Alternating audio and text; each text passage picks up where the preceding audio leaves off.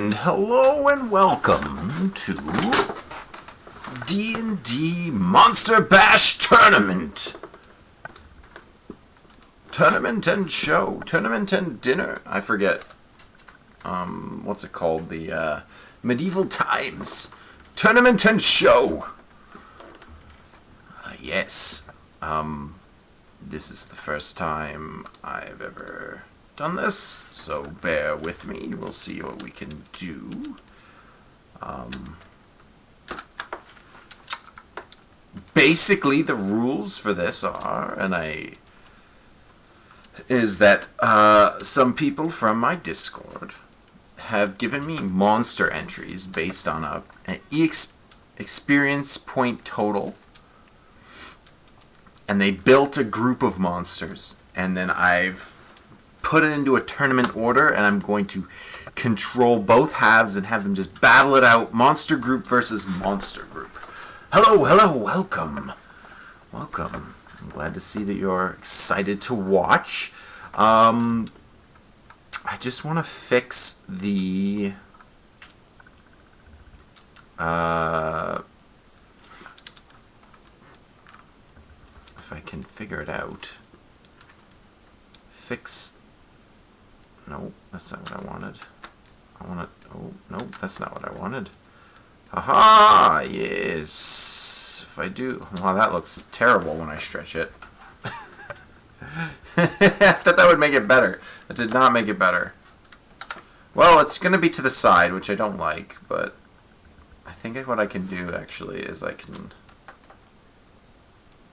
like... We're trying to make it work. People are like, shut up and just battle already. Just battle it out. What are you doing? Well, I will in a short amount of time. We're just gonna make this look a little nicer. And I'm gonna regret this because I have to reverse my changes for the main game. So I'm gonna do a lot of my rolling, if I can. Wear an extra tie. Yes. I feel like I owe... I forget what it was. A tie change? If, oh, boy. I'm caught. I'm caught in the ties. The ties have gotten to me. Ooh. We have 2 magical ties now. Twice as good. So, the first battle... Dun da da da da da da da da da da is going to be against... I have it written down somewhere, I swear. Yes, 2 of the fans. I'm just gonna call them Unlucky and Telek. Unlucky is battling. So the way the rules work, we be here. Excellent. So the way the rules worked was not only did I give them an experience total that all their group of monsters had to add up, there was also a monster total, so you couldn't just throw like 100, CR0 enemies at somebody. You kind of have to build around that.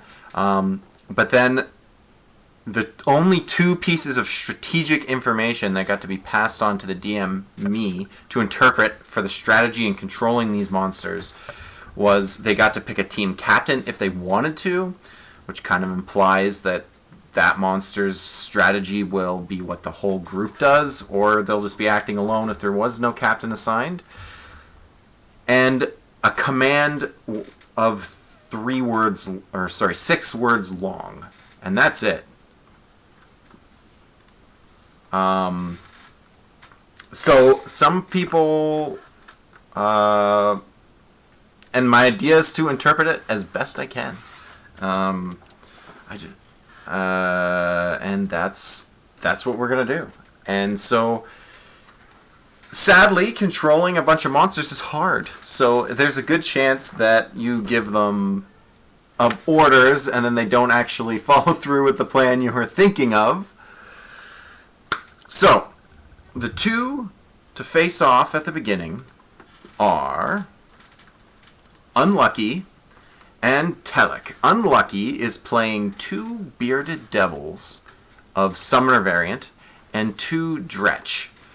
These are the cool little icons.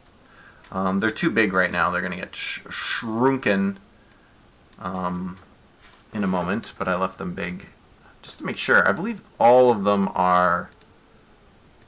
Yeah, none of them are large size, so they're all going to be a single square. And the other team, Telek, is playing 3 Will-O-Wisps and 3 Goblins, and one of those Goblins is their team captain. The command given to me by Unlucky was Suicide Charge, which to me implies just mindlessly send all and as many dudes as possible into the fray.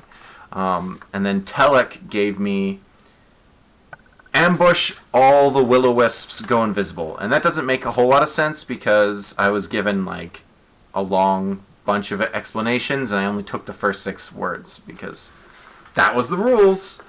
So I only took... Basically, he chose the command word ambush and then explained it. But that wasn't what I meant. I meant you give me 6 total words and I interpret them. So ambush, all the Will-O-Wisps go invisible is what I got.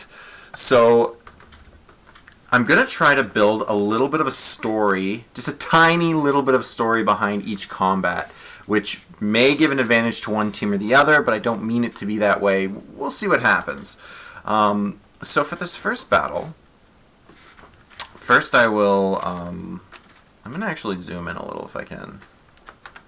I noticed that the map doesn't look very good. I might I might get a new map moving forward if I do this again. I just grabbed one very quick. I was like, give me a map, I need something. But their hit points are up on the screen too, which I think is kind of nifty for anyone watching. So there are 3 Will-O-Wisps and 3 Goblinos. I'm going to make the Goblins massive just to be funny. No, so it's to set the stage and build the story. This encounter is going to happen at dusk. It's just starting to get dark out. We're talking like dim light, which is fine because if I look correctly, I believe everybody can see. Yeah, every single one of these enemies has dark vision. So the fact that it's night sets the stage, but doesn't actually affect combat in any way because all the goblins, all the devils, and the Will-O-Wisps all have dark vision up to a really either 60 or 120 feet. So it won't be that important. Also, it's drizzling rain, just a light drizzling rainfall upon the battlefield. And although I'm showing a grassy field just for fun, they're actually meeting in an old ruin.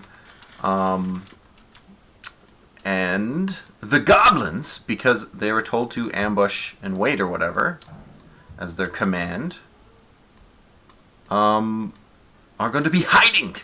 And I'm going to just draw some tokens here. Can I just draw some shapes?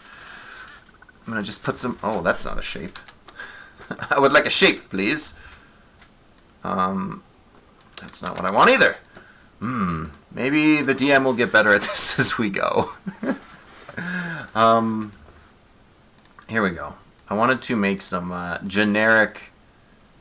These squares are not squares. They're, like, ruined debris. They're like old columns or something of that nature. If you can picture maybe from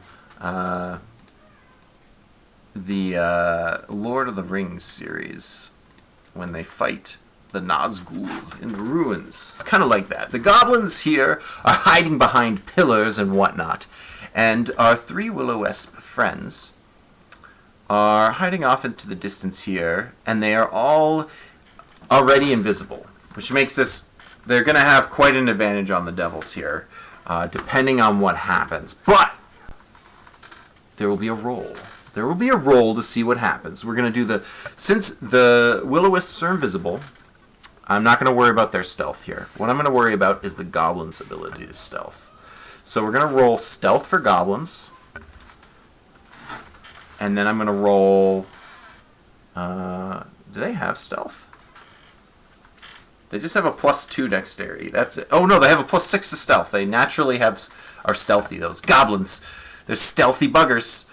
So they get a +6. And they roll... Oh, no! They're not very stealthy today. Only a 9. And then the Bearded Devils... How is their perception? The Bearded Devils have just normal perception, it looks like. So we're going to roll just a regular d20 and see if it beats a 9. It just barely does. So had they failed, there was a chance for some surprise rounds. But in this situation, they're going to be aware. They're going to be aware of the goblins hiding behind these columns. So I'm going to put all my devils kind of in formation here so that we're ready to battle.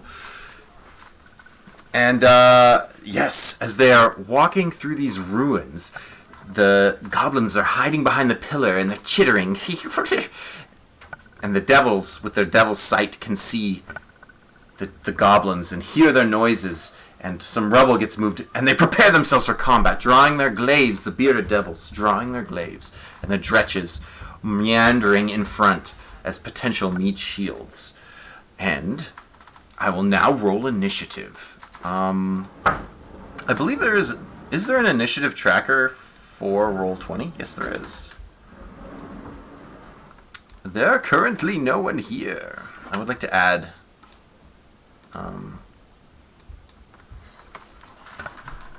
I'll apologize for how slow this is the first time. I am a little...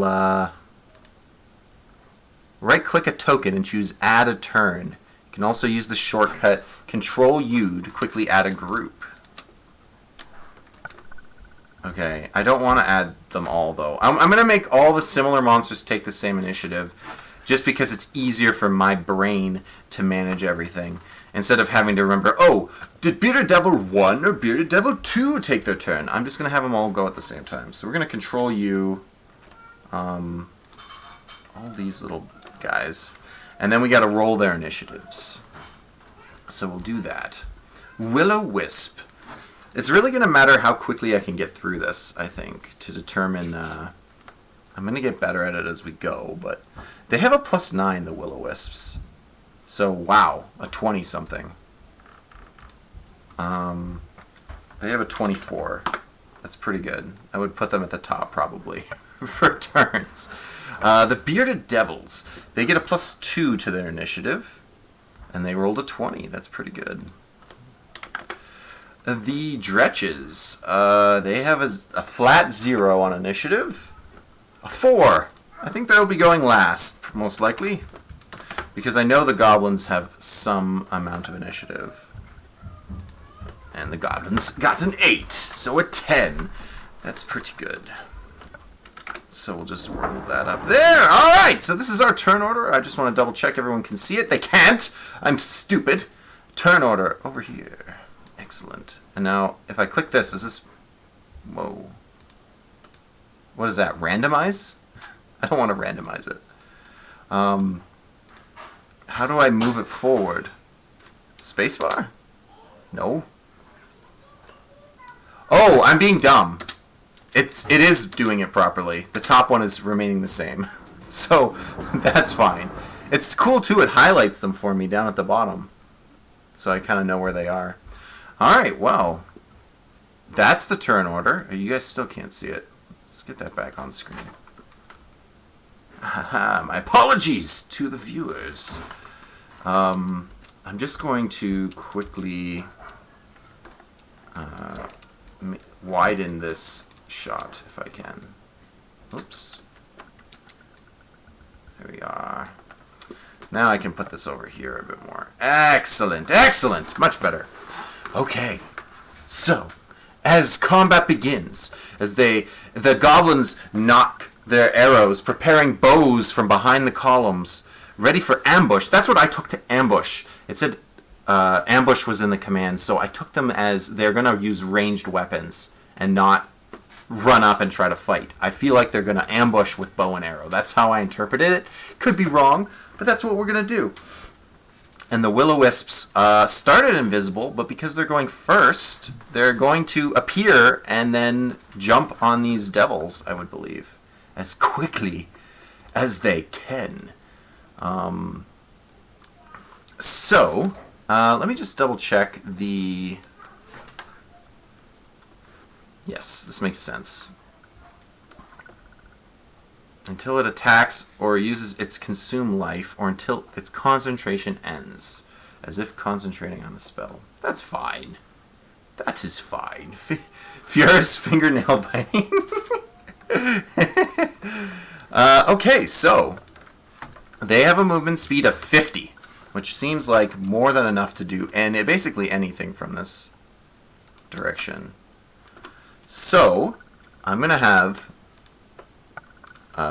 one of them move into Dretch range, just because they happen to land that way. I'm going to put this one on this bearded devil, and this one split in the middle. I'm going to 50-50 it. We're going to do can I do a D2? Does that work? I don't know if this works. I guess I can do it over here. No, I have to do a D4. So 1 and a 2 will be the Dretch, and a 3 and a 4 will be the bearded devil. A 1 and a 2. So we're going to double up on Sir Dretchy. It also should be noted that I will not be using the flanking rules, optional rules, for any of these fights. And the only reason that is I don't feel like that enemies losing because they get swarmed feels very good. That it would cause people to play a lot of weaker creatures, and I want to see the big boys fight as well. So I'm just going to play no flanking rules. I think it's just easy if I say across the board, there's never going to be advantage due to flanking. We'll just... Because people will say, well, why didn't you make my guy flank? And I'll be like, well, they're monsters. Monsters don't know when to flank. So I'm just going to say there's never flanking, and then we won't have to worry about it. So 2 Will-O-Wisps are each going to use their shock melee spell attack against the Dretch. And then, oh, why am I rolling? I'm rolling physical dice. I don't know why I'm doing that. They have a +4, so we'll roll the first roll to hit. Actually, I'll just roll them both. A +4, so a 12 and a 20-something. The Dretches have an armor class of 11, so both of those connect. And they do their zappy zappies, which is 2d8, so we'll do 4d8 damage to this poor thing. Takes 17 points of lightning damage immediately. But as you can see, they have 18 hit points. So the Dretch lives barely after taking a massive jolt from these Will-O-Wisps floating around it. But they have not killed it yet. The one will also attack again. It's a +5. I know I could add the pluses and stuff, but I'll just do it in my mind. It's okay. It's quicker that way. An 8! No! It misses! So the Will-O-Wisps have taken their turn. And now I can hit the space bar or click. The Bearded Devils. Now this is a very interesting one, because the Bearded Devils are the summoner variant type. So, oh, D2 does work? Oh, I probably just had to type it in, and I didn't do it. So they're the summoner variant, which means once a day they can try to summon an additional bearded devil. But it's a 30% chance to happen, only. So I have this weird, I have this fear that if I don't use it, I'm going to be told, well, why didn't you summon more devils? But if I do use it and they fail, they just waste their turns. So, I'm going to say screw it. In this fight, it's more fun if we do it. So both these bearded devils, even though suicide charge was the command, I think it was implied by the fact that they can do the summoning, that it's cool if they try it. So both these bearded devils are going to take their turn trying to summon an additional copy of themselves. They only get one chance, and it's a 30%. So I'm going to roll a d100, and if it's a 30 or less, that works, right? 1 to 30. Yeah, a 30 or less, they'll summon an additional bearded devil. And they can only do this one time, so if they fail, they just waste their turn, and then they can't do it again next turn. There's just a potential for there to be 4 bearded devils, which will be pretty nasty. So we'll do 2 D100s. 30 or less is what we're looking for to summon extra demons. Oh, we got one! We got one! 1 bearded devil appears! But I'm going to mark the one that summoned it and the one that got summoned, because there are some special rules around that. This one was summoned. This is the summoner. Because for some reason the summoner dies. I'm actually going to make him red. The summoned demon disappears. And the summoned demon can only last for 1 minute. So those are the special rules related to that. So it already seems a little unfair, because the bearded devils get an extra CR3 enemy into the fray. It seems a little unfair, but they didn't get a first turn, so it's kind of like a surprise round. I don't know if I think that worked out in the devil's favor. We'll see how that. If they ever summon 2 devils, it's basically game over. Like in a future fight. So the goblins take their turn after they watch additional demons summon from the abyss. The 9 hells, a rift opens up and a demon comes climbing out. And the 2 of them chatter with infernal between each other, and they prepare their glaives to fight off these will-o-wisps and goblins. Now, the goblins get their attack, and they get to pull out their bows and fire on the devils. I'm gonna, unless of course they get scared to death. Yes, that could happen. I'm actually very excited to see what happens with that setup. It's gonna be exciting. So we got 3 goblinos. So normally, if this was like a real game at D&D, you would target and then you would roll to see if you hit. It's way faster than me, since I have no care in this fight. I'm going to roll who they hit anyways. Instead of rolling who is targeting what and then roll to hit, I'm going to roll to hit first, and then I'll roll to see who they targeted. Because if they miss, I don't have to do it at all. Oh, I guess it doesn't work because it matters on their armor. Well, I'll still do it that way, because if they roll really terribly, then I don't have to choose who. So we have 3 bows. 3 short bow shots, all +4. We've got... Oh, why did I roll D100s? That's not going to work. +4s. Oh, wow. I believe those hit everything. Dretches, bearded devils, yeah. Those are all hits. So now the question is, where are those being fired to? Now, they're going to put 1 on the hurt dretch. They're going to put 2 on the fresh dretch. Seems fair. So that's what we're going to do. The hurt dretch is dead. I don't even have to roll damage. It's dead. It's going to get shot. It's going to be dead. The other dretch is going to take 2 rolls from the goblins. Short bows do d6 +2. So 2d6 +2. That's 11 points of damage on this dretch. These dretches are going to be gone very quick. This one, I'm actually going to leave it on the field, though, with 0 hit points. And the reason being, the will-o-wisps can eat dead creatures. Succeed on a... Can target 1 creature can see that has 0 hit points and is still alive. The target must... And, yeah, so we'll leave the corpses on the board, because technically the will-o-wisps can eat them to gain back a bunch of hit points. So we'll see. That might come into play. The dretches get a turn. Suicide charge! I'm going to take suicide charge because dretches are dumb to mean attacking the goblins, not attacking, unless he can't make it. I don't really want him to just literally suicide charge. Yeah, a 30 gets him there. So I'm going to say that's what he does, is he runs his little dretch butt up to this goblin.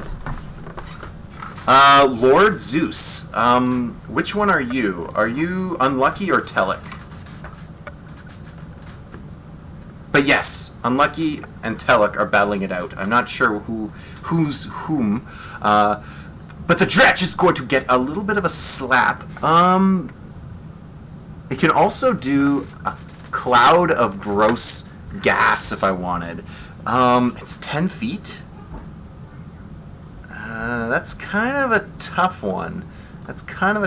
I'm going to say it would only hit one guy, just because it didn't make it in. So we're going to just do a claw attack. It's much easier. It gets 2 attacks. Wow, that's pretty good for a crappy low level. It has multi-attack. It gets a bite with +2 and a claw with +2. Also, goblins have, I believe, 15 AC. Yeah, they have really good armor class. So we'll see what happens. We got a +2 bite, so the first roll will be a bite, and the second one will be the claw. We'll do those 2 rolls. A critical hit and a miss. So the bite is a critical hit, which is normally a D6 damage. So we're going to do 2d6 damage. There's no added to it, but it only has to... 7 is the average roll, so it should kill this goblin. No, it only has 4 points of damage. So the goblin goes to 3 as he gets clawed. Critical hit claw slashes across this goblin's chest, and it's bleeding. Ah! But it's not dead, and they get to keep fighting. Will-O-Wisp time. This is going to get exciting because they're going to start piling in on these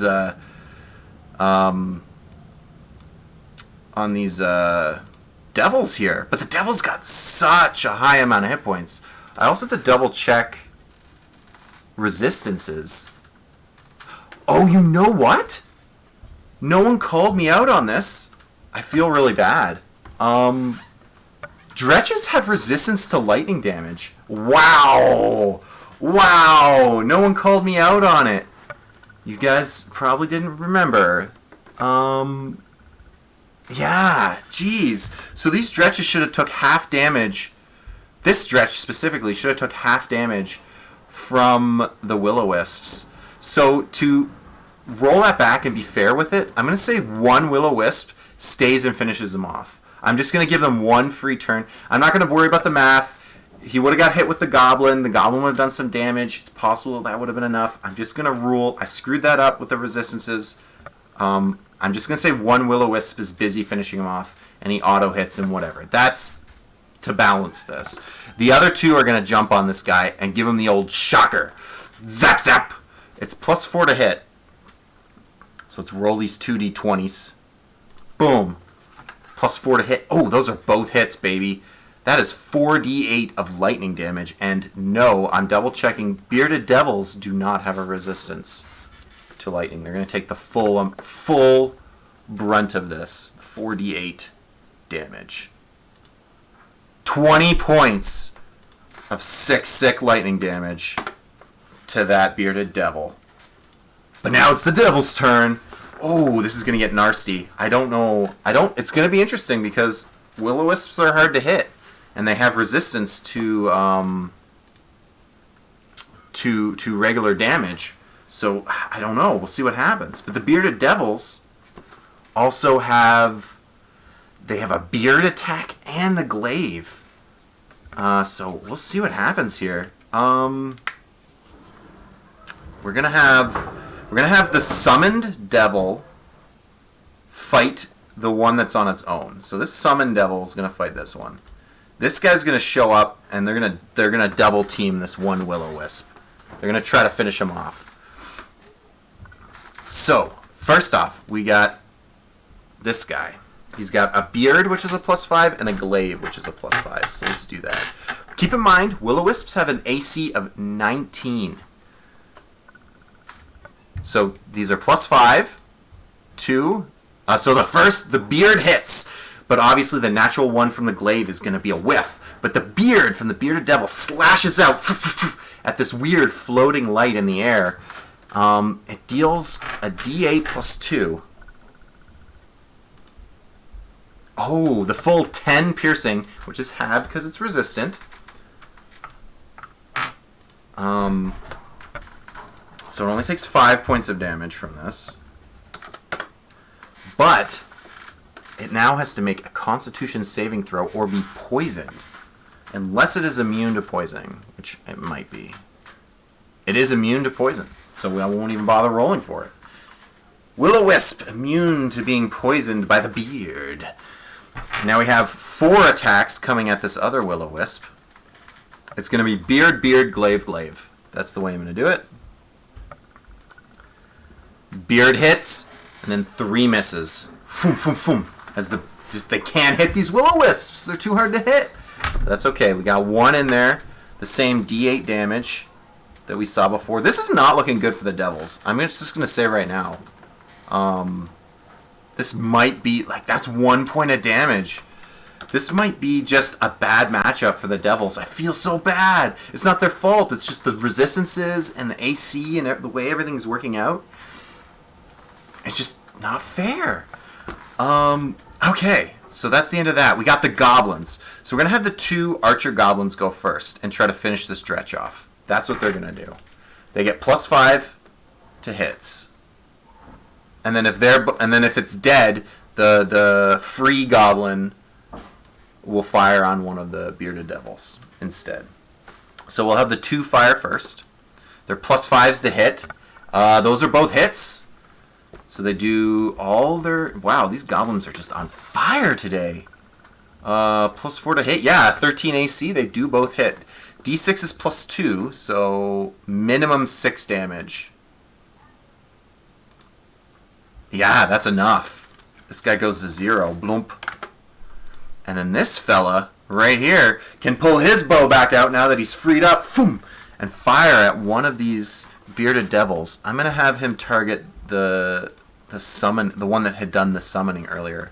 Also, I can remove the Dretches from the turn order at this point. Okay, so +4 to hit. 15. Yes, that's going to hit a Bearded Devil. And a D6 +2 to damage. 7 points, but Bearded Devils are resistance to normal damage, so it'll be halved to only 3 points of damage to this Bearded Devil. Oh, but it's still not looking good. The fact that the Will-O-Wisps get around the resistances of the Devil is just... Oh, it's so bad. Alright, so we're going to have 1 Will-O-Wisp attack. This guy's going to get hit with 1. And this guy's going to get hit with 2 shocks. Shockety-shock Will-O-Wisp attacks. So they get +4 to hit. The first one will be against this guy, and the next 2 will be against the other guy. So we'll roll all 3 of them. Rolling those dice. Ooh, it's frozen. What's going on? There we go. Ooh, hit. Miss, hit. So they each are going to get hit once. Which means 2d8 plus... I'll just roll all of them, and the first 2 dice will be on the summoned guy. So 5 points against this guy. And 10 points against this guy. He's not looking too good. This is going to be a slugfest, I think, because they're just going to be... There's not a whole lot more to this. No one has any spells. No one's got any tricks. They're just going to swing back and forth to see what happens. Bearded Devils. Let's try to get some... There has been 0 casualties on the one side so far. Have my monsters had their go yet? No, sorry. This is still round 1. And it has taken me nearly an hour to get through it, so I'm not sure if I'm going to get to everybody. I gotta get through this. I gotta go fast. So I'm just going to start rolling dice like crazy. So the Bearded Devils, it's going to be... I'm just going to move these guys kind of to the side. So this... All the rolls are going to be this one first, and then these 2, to just kind of speed it up. So we're going to do the Beard and the Glaive. Ooh, a critical hit on the Beard. So 2d8 plus 2. 13 plus 2. 15 points halved. Can I do math? 7 points. That Will-O-Wisp goes to 10. Now the other one is Beard, Beard, Glaive, Glaive. Beard, Beard, Glaive, Glaive. Ooh, a critical hit! With a Glaive, which is slightly different, and we're going to see what happens there. The Glaive's actually stronger. 2d10 plus 3. 9 points, which is not really that much, because it only works out to 4 points of damage. But, can they be affected with the other effect? If the target creature, other than an undead... So all the special stuff the bearded devils have just don't apply because the will-o-wisps, I believe, are undead. Yeah, they are. That's sucky. Okay, moving on. We got 3 goblins. They're all gonna just aim their arrows at the closest guy every time. So we got 3 shots, all +4s. Miss, miss, miss. Yeah, goblins are done their turn. Let's get through it very quick. All right, we got a shock and then 2 shocks. Shockity shock. So the first shock, the leftmost roll will be for the solitary shock. I believe those are all hits. Will-o-wisp is +4. Bearded devil, yeah, they're all hits. So we're gonna have 2d8 on the first guy. He's gonna take 6 points of damage, not a whole lot. But then 4d8 on the hurt guy. 15 smoldering points of damage. Getting whacked. All right, bearded devils. We got beard glaive. Yeah, those aren't gonna hit. We need a 19. Beard glaive. They have a plus. What is it? Bearded devils have +5, so it's 3 hits. It's 3 hits. So we got 1 beard and 2 glaives. The beard is a D8 +2, so 4 points of damage. This might be the first casualty on this side, and then 2 glaive hits, which are each +3. So I'm gonna do the math separately and then bring them down. So we have a 7 that goes down to 3, and we have a 13 that goes down to 6. So 9 points. Oh, it's not dead yet. I don't know. It's not looking too good. We're trying to get through this as quickly as possible. So I'm just... Pardon me if it seems like I'm just ignoring all the coolness. We're just crunching numbers right now, just to see what happens. The goblins all fire. Thump, thump, thump. A barrage of shots. Oh, those are all hits, baby. I believe it's +2. Let me just double check. I'm pretty sure it's +2. Yeah, it's +2 on these rolls. So the first one is 5 halved to 2, 8 halved to 4, 6 halved to 3. So 2, 4, 3. That's 9 points of damage to this guy. 2 total. As the goblins pepper him. He's resistant to the damage, but it's still adding up. And we got will-o-wisps. All right. I don't know if we're smart enough to go and get a heal on. Let's just break up the monotony and we'll do that. We'll have this guy come over and... Well, you know what? It's been enough turns that I think he may have just died of... He may have rolled himself to death. So I'm just going to keep fighting. Let's just power through. I think they've got enough of an advantage, these will-o-wisps. They don't really need anything more. So, 3 will-o-wisp shots. Miss. That's +4, right? I believe it's +4. Yeah. So only the middle one hits, which will be against this guy. 2d8. Is he dead? No, he's at 1. He gets to stick around and fight a little longer. All right. We got beard glaive coming in. Oh, we got a hit with the beard. Hit with the beard. D8 +2. 7 points halved to 3. And then we got beard glaive. Can we get some lucky hits? Ooh, a critical glaive. Yeah, that's it. Just the critical glaive, but it only has 4 hit points, so it might be dead. Yeah, I'm going to just clear the bodies, actually. Critical glaive coming in, which is 2d10 +6. Oh, yeah. A 10, yeah. Yeah, we got him. First death. Boom. And then we're going to pile in on this guy. Alright, goblins. Thump, thump, thump. Man, this could go either way. I don't know what's going to happen. Let's throw those 3 Ds. Oh! Okay, so it's a hit and a crit. So we're going to do 3d6 +4. That's really terrible, actually. So it's 3 damage down to 1, and then 6 damage. It's only 4 points of damage. Yeah, those goblins are not doing much. They're not doing much. If the will-o-wisps die, it might be over. Alright, will-o-wisps. There's only 2 of them now. That first one's a hit. That's what matters. How much damage? Zap. 8 points. Oh man, I think the devils are coming back. I didn't see this. I didn't think that was gonna happen. Yeah, okay. Beard glaive. Whoa! Critical hit on the glaive. All right, beard. Beard does 3 points of damage, but the glaive critical hit 2d10 plus 3, 10, 13. I think that's it. Whoa! Wow! And these two haven't struck yet, so they're gonna take their turns and pile on this will-o-wisp. I think they've turned it around. Oh, I know. I really should do the absorb. I was gonna do it last round, but honestly I don't think it's worth it. They take more than 10 damage per round, and it's not even guaranteed that they can do it. Oh, but it's a bonus action. Oh, it's a bonus action. You know what? I should have given that one will-o-wisp the bonus action attempt. Okay, we're gonna do a DC 10 Constitution save for the Dretch. The one that was the corpse that was laying there.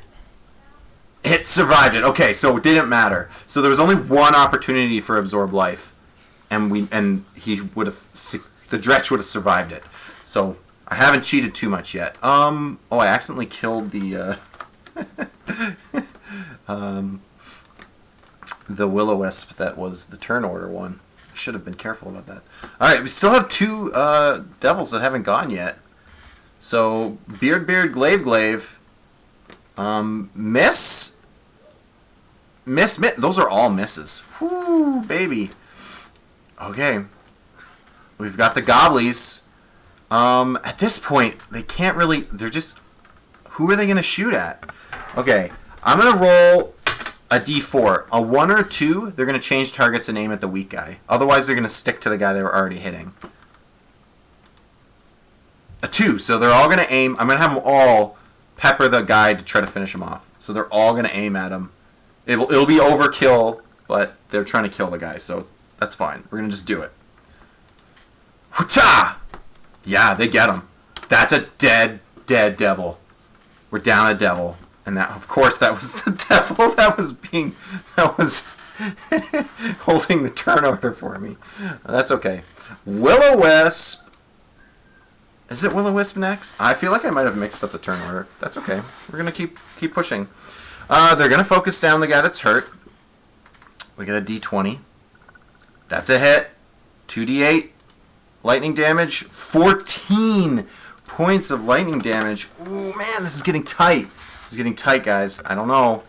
All right, bearded devils. We got 4 swings. Beard, glaive. Hit. And then all misses. Yeah, because plus 5 and it needs a 19. So 1 beard gets through, which is a d8 plus 2 halved. 5 points of damage to this guy. Okay, next turn, they're going to aim at the hurt guy, firing those arrows. 1 hit. d6 plus 2, 8, 4 points of damage. Oh, man. All right, will-o-wisp, try to finish the guy off. d8, that's a hit. 2d8, I think minimum 2 damage, right? Flump, got him. All right, we're trying to power through this really quick because I want to get 4 rounds done. So I'm just trying to. Pardon me if I'm not thinking too carefully. I'm just trying to get the attacks in. Glaive beard. Glaive plus 5. No, they're all misses. Oh no. All right, we got 3 goblins. That's 2 hits. D6s. So a 4 down to 2 and a 6 down to 3. That's 5 total damage after resistances. We've got the lightning. The shock gets in there. 2d8. Zap. 4 points of lightning damage. Not very much. It's very swingy with the will-o-wisps. Okay, and the will-o-wisp is going to try to eat a soul from one of the bearded devils to recover its life because it can do it for free. So one of the dead bearded devils has to do a Constitution save of DC 10. Makes it. Okay. Bearded Devils swinging on in. We got Beard, Glaive. Beard hits. +2, 5. Oh, that's only 2 points of damage. Man, you just can't hurt these things enough. The Will-O-Wisp's kind of busted. Okay, we got the Goblins coming in hot. Triple shot. Boom, boom, boom. All misses. Alright, now we got that. We got that Will-O-Wisp. Go, go, go. Shock. Miss. Okay, back. Oh, but he gets to absorb. Alright, we're going to see DC 10 Con. Doesn't get to absorb again. Manages to fail that. Okay, we got the Beardy. Beard and Glaive coming in hot. Foom, foom. All misses. Everyone's missing. Alright, 3 Goblin Arrows. Foom, foom, foom. 1 hits. D6 +2. That's not a lot of damage. That's not a lot of damage. That's actually too much damage. This is so slow. I might have to come up with a way to finish off fights quicker, because it becomes a bit of a slap fight at the end, but that's okay. Shock. Shock connects. 2d8. 6 points. Okay. Bearded Devil. Swing. A critical beard. Alright, critical beard. 2d8 +2. Whoa, big one! 15.7 points of damage. Leaving him at 8. That's a pretty big swing. Alright, we got them Gobblies. Triple shot. Vroom, vroom, vroom. 1 hit. 1 really lame resisted hit for 3 points of damage. We got the Will-O-Wisp. This is the big damage. No, misses. But Constitution save on one of the Devils to heal. Makes it. Man, the Will-O-Wisps cannot eat a body to save their life. I am so sorry. Alright, Bearded Devil, you got your chance here. Beard and Glaive. Misses. All misses. Alright, Goblins, go. 3 shots. 2 hits, actually. 2 hits out of that mix. 2d6s +2s. So we got, those are, one's a 3, one's a 2, so 5 points. Okay, and then we got the Will-O-Wisp going for a zippity zap. 7 point. Oh, no, that misses. Oh, but he gets to try to do the Constitution heal himself thing. Let's do that. Oh man, they keep rolling really good on the con. I can't help it. Alright, Bearded Devil. Beard, Glaive. The Glaive connects. It's a D10 +3. Oh, not enough. Not very much. That's 2 points of damage. Oh, man. Alright, let's go Goblins. Can you do it? Can you do anything? 3 arrows. All misses. Will-O-Wisp. This is the important one. Connects. 2d8 damage. 8 points. Okay, wow, okay. This Bearded Devil is really... Oh. Try to drain life. Constitution save. Makes it. Man, it's just a DC 10, but they have been crushing it. Alright, Beardy. Beard and Glaive. 2 misses. Oh, man. Alright, Goblins. 3 shots. 2 hits. 2d8 +2s. That's a 4 and a 3. 7 points of damage. Not looking good. Okay, here it comes. Lightning. Lightning hits. 2d8. 2 damage. What? He's still kicking. And the Will-O-Wisp, Constitution to heal. No, never heals. Alright. We got Beardy. Beard and Glaive. Neither of those hit. Oh no. 3 Goblin shots. Let's see who gets that final blow. 2 Goblins connecting. 7 points, 7 points. That's 3 and 3. No, he's not down. Is it going to come down? Will-O-Wisp, if it connects. It misses. Does the Will-O-Wisp heal? It does, finally consuming a body. And it heals a total of 3d6 hit points, which is kind of stupid. 10 extra hit points back. I'm sorry, that's going to seal the deal. There's no way Beardy's coming back after that. Yeah, and he misses all those hits. I'm going to just call it here, guys. They did it! The Will-O-Wisps and the Goblins, after like a long, grueling, like 15-round combat, the Devils finally fall. Oh, man. That was an intense fight. I hope you guys don't think I was picking sides there. I was trying to be fair and get through the combat. It's grueling when you're just crunching numbers and there's nothing exciting happening. But we did it. We got through one of the combats. And the winner for this round goes to Telek and his 3 Will-O-Wisps and 3 Goblins team. Round 2, if we're ready to come into it. Bum-ba-da-ba. This is gonna suck the most for me. I'm not gonna lie. This one. Oh no, sorry. It's it's round 3 that's gonna suck. Round 2 is actually really exciting. I'm pretty happy to see this one happen. Okay. So let me pull some tokens in for you guys. The 2 people facing off are Mandrake versus Dude. Mandrake is playing a team of... There isn't a drawing for this, so we're just going to use a placeholder. 1 elephant, that's right, you heard me, and 2 giant eagles. Dun dun dun dun dun dun, dun versus 1 sea hag, bum bum bum, who is... And I should mention the sea hag is the captain, and the elephant is the captain. The elephant is giving orders to the eagles, if you can picture it. In addition to a sea hag, we have, you know it, you love it, 1 Will-O-Wisp, as well as 3 Scarecrows. This is the fear team, guys. The whole build on this team is centered around causing fear.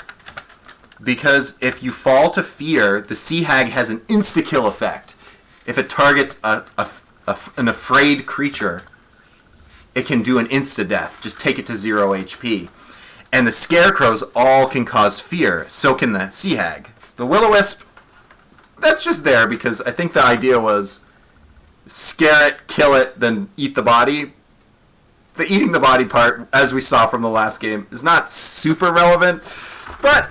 it is something that we're going to do. Plus, we know Will-O-Wisps are just badass in this, I'm going to call it a meta. So, to reiterate, we have Mandrake playing an elephant as the captain and 2 giant eagles. His command words are crush and fly by. Hope you are doing well, Tuber. Oh, thanks, man. Thanks. 6th Dimension, man. You should have 6th Dimension. Thanks for that. I appreciate it. The Will-O-Wisp does feel a little OP. I'm not gonna lie. We'll see what happens.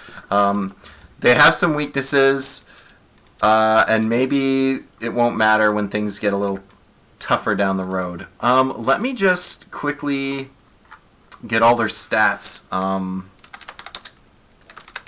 loaded up on my screen before we start. So we got Scarecrow. We've got the elephant, which is pretty nasty, I'm not gonna lie. And then the giant eagles. Okay, the giant eagles have 26 hit points. Oh, I have to do it this way. This is kind of stupid. I don't like that, but if I want the bar to be there, I have to do it this way. Okay, the elephant has 76 hit points. And I just did it the wrong way again. 76 hit points. Save changes. I thought this would be good, but then I realized death saves won't be relevant. Yeah, I mean, they kind of are, and they kind of aren't. Yeah, it doesn't really matter. Once you're down because there's no healing, right? But there could be. I'm not going to say there's no healing in all of the Monsters Handbook. I think there are some. There's also enemies that heal, like regenerate hit points, like trolls, vampires, in the later CRs. So maybe when we go to higher EXP levels, you could see the Wisp's ability to shut down healing become relevant. The Will-O-Wisps, we already know these guys. We know them, we love them. 22 hit points. The Sea Hag pulls off a massive 52 hit point pool. And the Scarecrows have 36s. 36 apiece. I gotta find a faster way to do this. Setup is a little slow. But we're working on it. We're working on it. We'll figure it out. Maybe one day I'll get someone like setting up the next combat for me while I'm doing one. Alright, now we gotta add all these guys to the turn order. And then I gotta roll some initiative. But let me set the stage for you guys, because there's a little bit of story. So this fight is gonna be a little different. Oh, I didn't even finish explaining the two sides. So Mandrake, Elephant Captain, two giant eagles, crush and fly by are the commands. So my understanding is that elephant's gonna just try to gore and crush people, which is obvious because it's an elephant, that's what it does. And then the eagles are going to try to do swooping attacks and possibly... Do they have flyby? I just want to double check. They don't. So as much as flyby is telling me that they want to fly away and then come back, I'm not going to just get them to give free opportunity attacks. It seems bad. And then the dude with the Sea Hag, Will-O-Wisp, and 3 scarecrows actually did not give me any command words to go along with it. So the Sea Hag's the captain. I can make some assumptions as to how this team works, though. It's a little tough when there's a spellcaster. Actually, there isn't a spellcaster. I'm wrong. The Sea Hag doesn't have any spells. When there's spellcasters, things get a little dicey. But the Sea Hag is pretty obvious. It just will do the death glare when it can, otherwise it's clawing at people. So, the way the story set the stage, dun dun dun dun dun. Remember when anything starts with 50 feet of the hag, they have to make a whiz save. And all your guys are immune to fear. The hag targets any humanoid to start its turn. It does say humanoid, which makes me question if the beasts are immune, because they are not humanoid. That starts its turn within 30 feet of the hag. Wow. Can see the hag's true form and must make... Yeah, we actually had a variant of the Sea Hag in our Halloween episode yesterday, and instead of doing fear checks, it was doing sanity checks, but it was the exact same ability, which was you did give a command? Okay, I'll double check. I didn't think I saw a command, but I will quickly load it back up and just take a... I might have just forgot to write it down. It's possible. There's a lot going on. And I know you guys all want to see your dudes doing well. So let me just double check. Necromancer. Oh yeah, you did! Yes, you did! I'm sorry, you actually formatted it perfectly and everything. I can't believe I missed on this. I'm very sorry, I apologize. I just forgot to write it down in my notes. Yeah, your commands were, and very appropriate, they were scare them, kill them after. So clearly the idea, and that's how I was planning on playing it, yeah, they're not humanoid, so I'm gonna say they're immune to the natural horrific appearance of the Sea Hag, which is very funny. But it can still do the death glare, and the scarecrows can still frighten things. So the combo still stands. It's just a little different. So let me paint the picture of the area for us. The way this fight's going to go down is, last time it was like dusk, dim light, a little bit drizzly. Today it's midday, bright sunny day, farmer's field. Okay? This group of wild animals... The elephant's also large, so I get to take up more spaces. Actually, is the giant eagle large as well? It is. I get to make big old 10x10s. Okay, cool. I think everything else is going to be smaller than that, though. Medium or smaller. So, Will-O-Wisp, invisible. Alright. Sea Hag looks like a farmer working in the field. Scarecrows, because this is their abilities, that they can look like harmless inanimate objects. The Will-O-Wisp can go invisible, and the Sea Hag can appear to look like something else. So these animals are coming in hot. They're just walking through this field. They think they're just hanging out, having a beautiful day. They're just like, oh, nice wheat field we're having here. Ooh, that's awesome. And as they approach the Sea Hag, the farmer, if you will, let me just double check. I believe there's a roll to...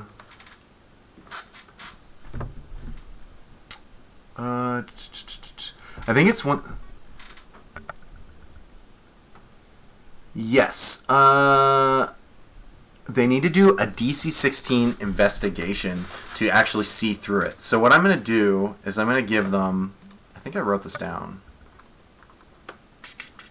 They're going to have one chance to make a check. The elephant specifically. To figure out if this is legit or not. And then if it's legit, there'll be no weird surprise rounds or anything. It'll just be straight up combat. But if they just think this is a bunch of farm field stuff and they just start wandering in, we could find ourselves having some surprised animals. D10, DC. Let me just check the elephant's stats real quick. It's gonna be wisdom, so I'm just gonna. Now, it's an investigation, but the elephant's not actually investigating. It's going to be more of a perception roll in this situation. The elephant senses, and I arbitrarily picked a number. DC 13 wisdom.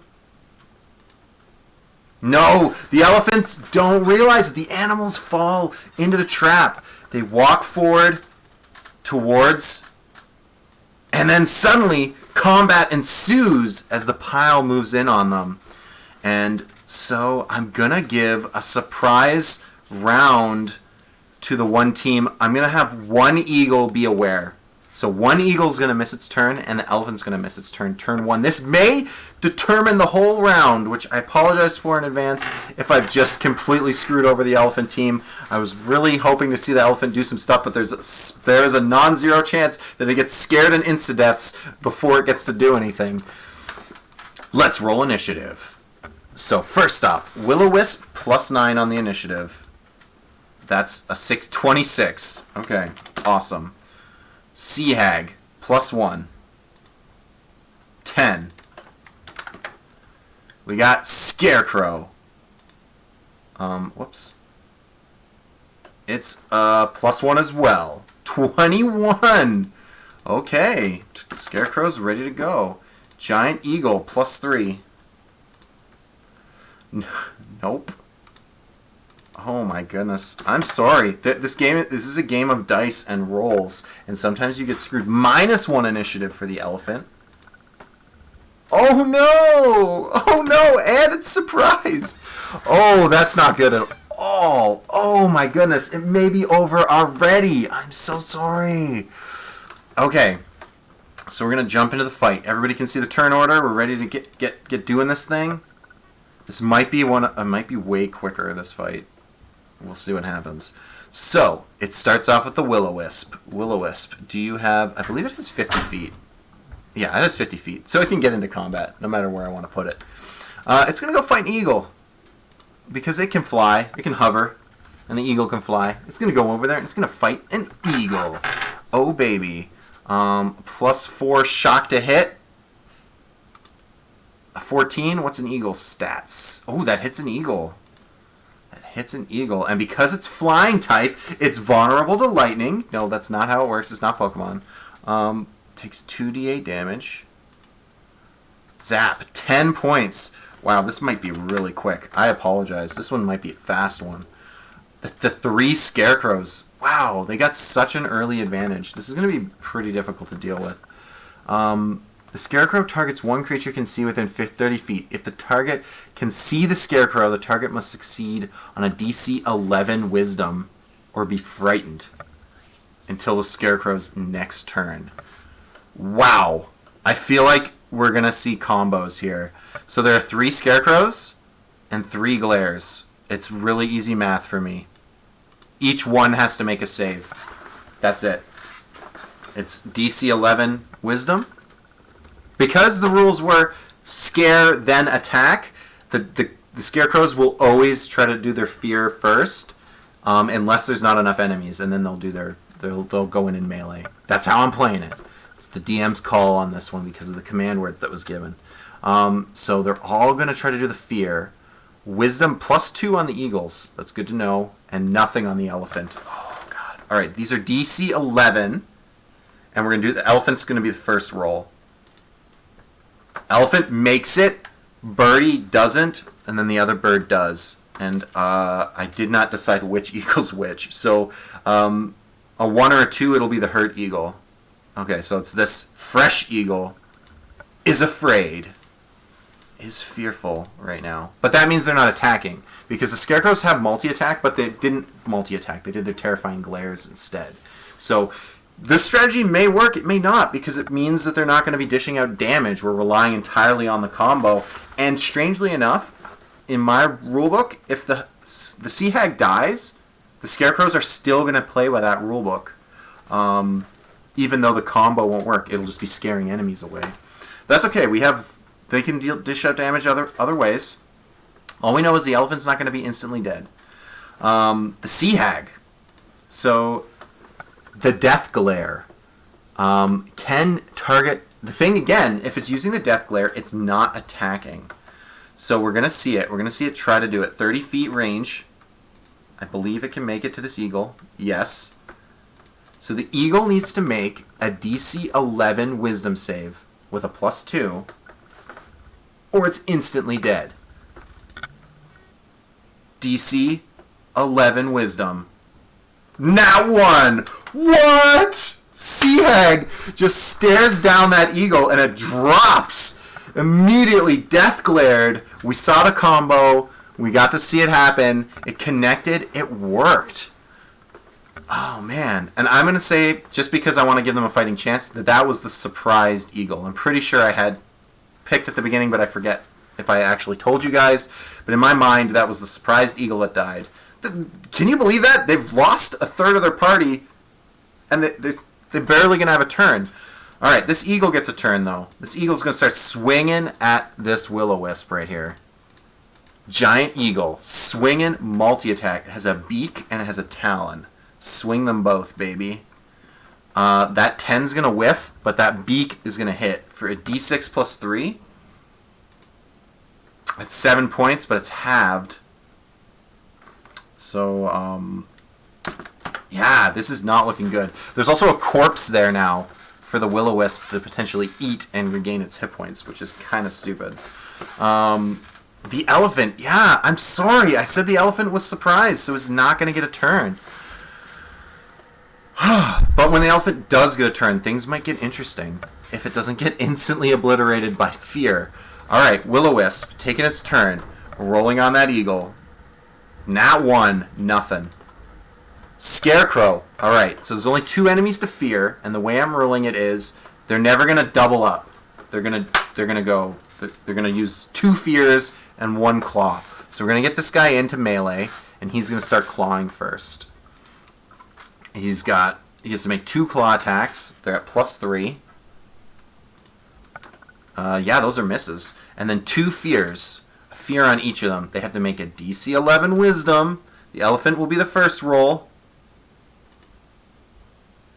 Oh, the elephant fails. No, the elephant's afraid. This could be it. Oh my god.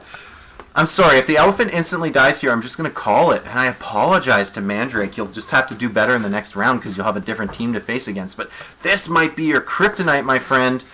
Oh, man. All right. This could be super quick fight. Considering the last one was so dragged out, I'll be very surprised, but it'll be interesting. So the hag gets its turn. It's going to use its Death Glare. It's a DC 11 Wisdom. Remember, the elephant has no Wisdom modifier, so it needs to roll an 11 or higher, or it takes 76 damage and is instantly dead.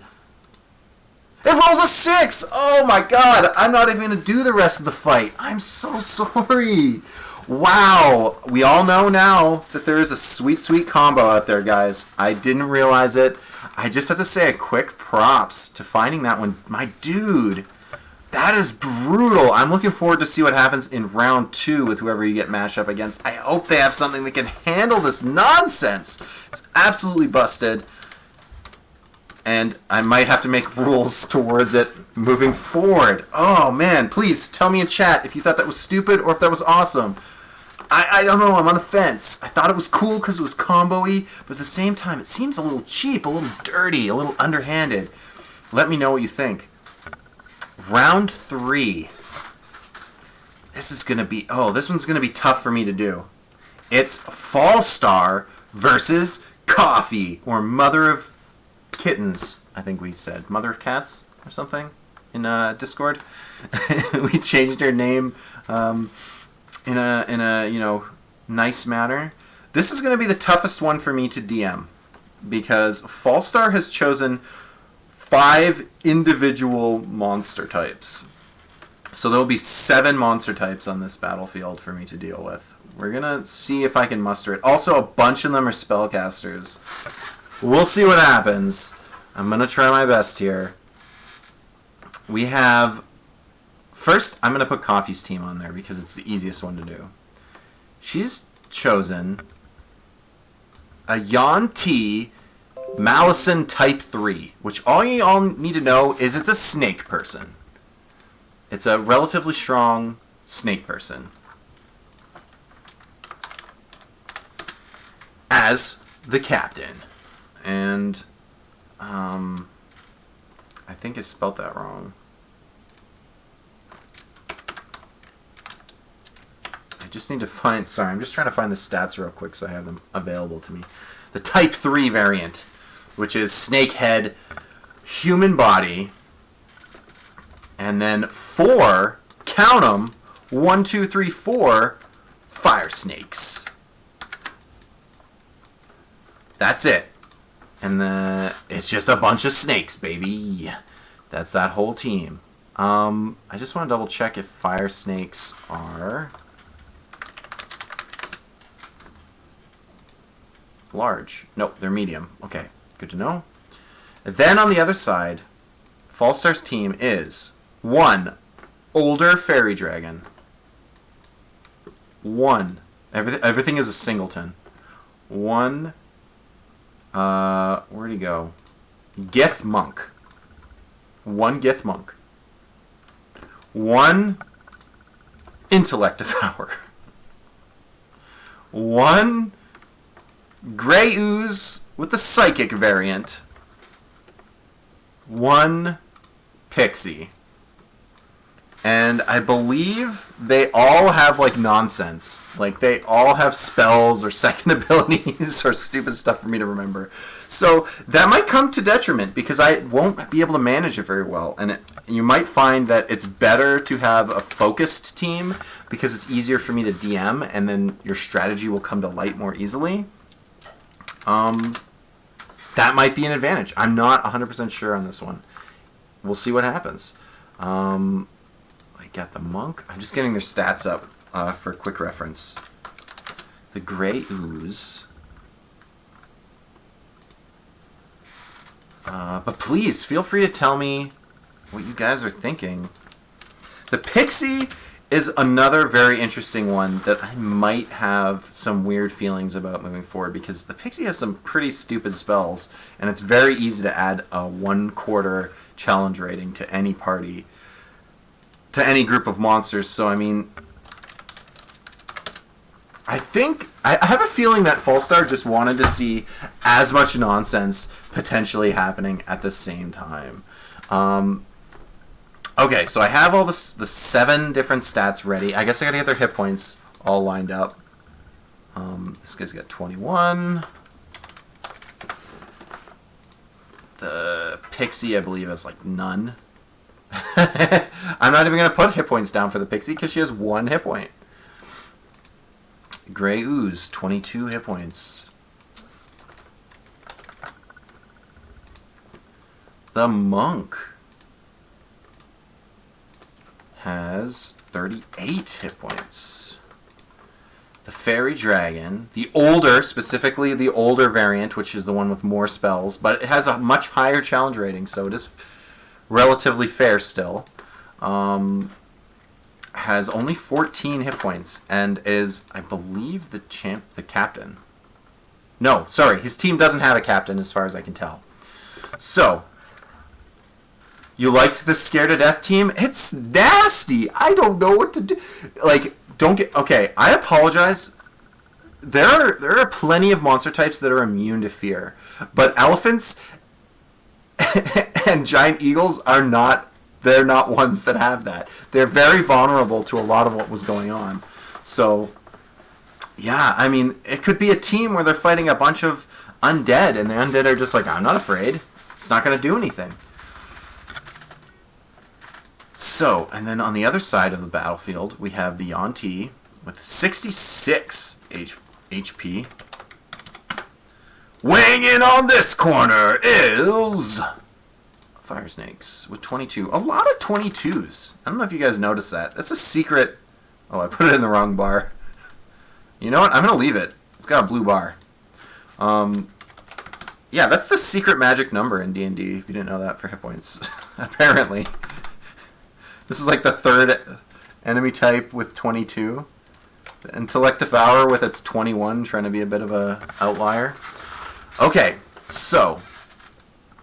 Oh my goodness, I just closed the page with all the information on it. No! Bring back my Google Docs! Okay, it's back up. False Stars team. Fairy Dragon. Gith Monk. Intellect Devourer. Grey Ooze Pixie. Hide. Entrap. Destroy Mind and Body are the command words. I'm not entirely sure what that means. That's a little confusing for me. Does that mean the whole team wants to hide? Does that mean they want to do an ambush? I'm not sure. Destroy Mind and Body? What spells does that mean I'm supposed to cast? I'm not sure. We're going to see what happens. And then for the Dnd5e Snake team, Team Snake. Otacon, no! Snake! That wasn't very good. The command words for this team, the Dnd5e is the captain, I believe, and then the 4 Fire Snakes. The commands are stay close to each other, spaghetti. So the snakes are going to attempt to be a ball of spaghetti, while False Star tries to hide and trap, destroy mind and body. I don't know if you can destroy the mind and body of a snake. I don't know if they care. I'm not sure exactly how this is going to work out.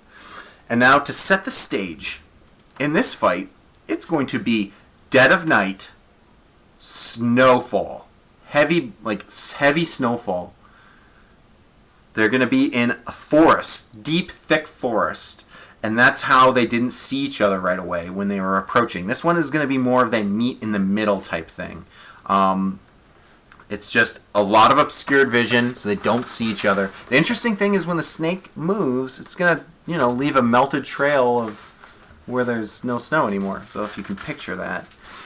The way I'm going to rule it is they're going to both teams are going to get a perception roll, and if the difference between the perceptions is very high, there will be a surprise round.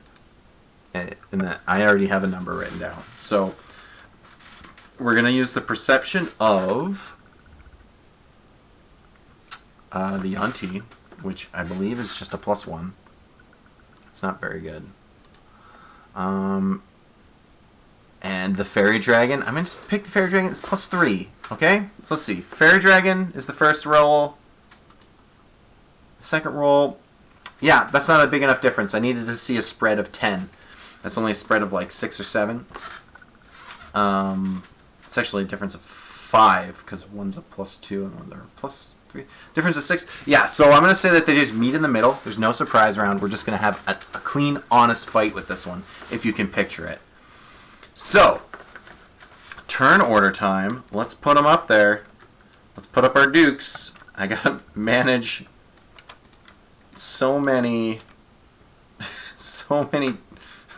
turn orders here. Thanks a lot! Because there's so many monster types. Alright, so we're going to have the Dnd5e rolling that +2. Wow, 22 for the Dnd5e. Fire Snake. What do we got? An 11? It's a +2, so 13. Whew, I'm wondering if I need to take a break in the middle for this. If I have time, I might. This is a little bit... Oh, this is a lot of talking, I'm not going to lie. 25 for the Fairy Dragon. What's the Fairy Dragon going to do, though? I don't know yet. It has, like, a bunch of spells, including Polymorph, which is at DM's discretion anyways. You could Polymorph yourself. You could Polymorph an ally. You could Polymorph an enemy. They have a -2, so that'll be 13. The Monk has a +2, which is for 4. The Pixie, +5. Pixie also knows Polymorph, which is potentially very nasty. I don't want to be looking up beasts, though. That's the thing. I don't really want to go, oh, what's CR rating? What beasts are available? What are they? I don't want to do that, in all honesty. Okay, so Pixie. Yuan-ti, no, sorry. Fairy Dragon, Pixie, Yuan-ti. The Ooze, oh, I need a tiebreaker. 50-50. 1 and a 2, it's the Ooze. Nope. So it's the snakes, then the Ooze, then the Devourer, then the Monk. And I'm just going to kind of toss these guys around, in all honesty. You're going to be like, well, how did you choose where they were standing? Well, you know what? How did this eclectic mix of monsters come together to be a team? That's what I want to know. I want to know the backstory. Where they're like...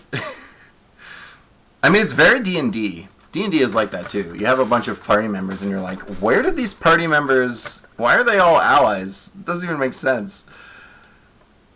And then this is going to be kind of silly, but we're going to... We're going to, like, make this weird formation out of the snakes, because they want to stick together like a ball of spaghetti. So that's what we're going to do. This is how we're going to start her off. To make a human for Intellect Devourer? I mean, you don't get to command stuff. It's cool that you've said that. It's cool that you're telling... If it was anybody else, I would take it under consideration. Oh, also, I'm only supposed to have 1 tie on. I was only rewarding points for 5 minutes, but it lasted an hour and a half, thanks to my forgetfulness. Yeah, it doesn't have to cast Polymorph. It has so many different spells. Some of them are pretty worthless. Let's look for Vision real quick, because it is night. I just want to make sure everyone has Dark Vision. Dark Vision... Dark Vision... The Monk does not have Dark Vision. The Ooze can see... The Pixie cannot. And the Intellect Devourer is... got Blind Sight. So, what I'm going to do... is the intelligence on the Fairy Dragon is relatively good. So what it's going to do, knowing that it's nighttime, it's going to cast, as its first spell, is Dancing Lights, so that the characters on its team that don't have night vision will be able to see normally. Otherwise, there'll be some guys at disadvantage. So the way this is working out is that the Fairy Dragon is basically going to have a turn off, casting a relatively innocuous spell, so that we have vision. Everyone has vision. What are we going to do with that Pixie, though? What are we going to do with that Pixie? Also, hide was one of the things, so I don't know if I'm supposed to be trying to hide this dragon. Let me just double check that it doesn't have any weird bonus action stuff. Telepathy, magic resistance, innate spellcasting, super invisibility. Okay, if it hadn't cast... As a bonus action, actually, it can become super invisible. So this dragon is super invisible right now. Boom! As it vanishes. Actually, does Dancing Light need concentration? It does. So never mind. Never mind. It is not invisible. And it's not dead. I don't know why I did that. So, my apologies. Keeping up light happens to be... I didn't do that on purpose. I was just like, it's cool if they fight in the snow. And then I'm looking at the stats afterwards, and I'm like, oh, okay, so this is how things are going to pan out. The Pixie gets a full turn, though. What's that Pixie going to do? Man, it has a million spells. Confusion. It also knows Dancing Lights. Detect Evil. Detect Thoughts. Dispel Magic. Entangle. Fly. Phantasmal Force. Sleep, thank you for the chicken. Chicken in chat, guys. If you guys can just throw me some chickens. I didn't mean to eat there. That was me being stupid. So it's just going to use Druidcraft to look cool. No, it's not. This is a really interesting one because it doesn't have any actual, like, ways to attack. It only has... So, like, the Pixie is such a oddball character with a lot of DM discretion around it, right? Because it doesn't have attacks. It doesn't do anything other than the few spells that it knows.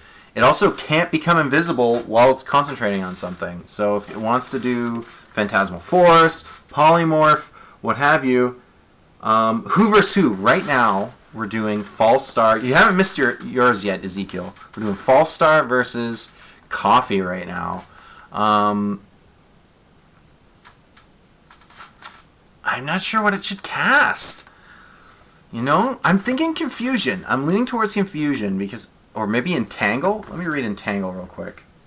It seems strange to entangle a bunch of snakes because they kind of want to be snaky. Yeah, so I can cast Entangle on the entire ball of snakes. It seems fantastic. Why wouldn't I do that? They all going to do a Strength save or they're restrained. Awesome. That's what it's going to do. It's going to cast that on the group here. It's going to land... Oh, voomp. It's actually bigger than this, but whatever. I'm just going to do it. So the Yuan-Ti, they all need to do Strength. Yuan-Ti has a +3. The snakes have +1. And the DC, I believe, is 12. 12e. So we're going to do the Yuan-Ti. He makes it. Fire snakes. They're all +1, and they need a 12. 12, 12, 12. 3 of them are... Whoops. I'm drawing like little boxes all over the place. 3 of them are affected, and I'm going to just pick the 3 that don't have a blue health bar because it's just really easy for me to do. So yeah, these guys... You guys are entangled right now. You're restrained and stuck. It's gonna make it really tough for them to stay as a spaghetti ball when they're all entangled there. So since the spell succeeded, I believe it needs concentration. I'm gonna just double check. Yeah. So to keep them restrained, the pixie can't go invisible, but I'm gonna have them kind of like spread out a little bit.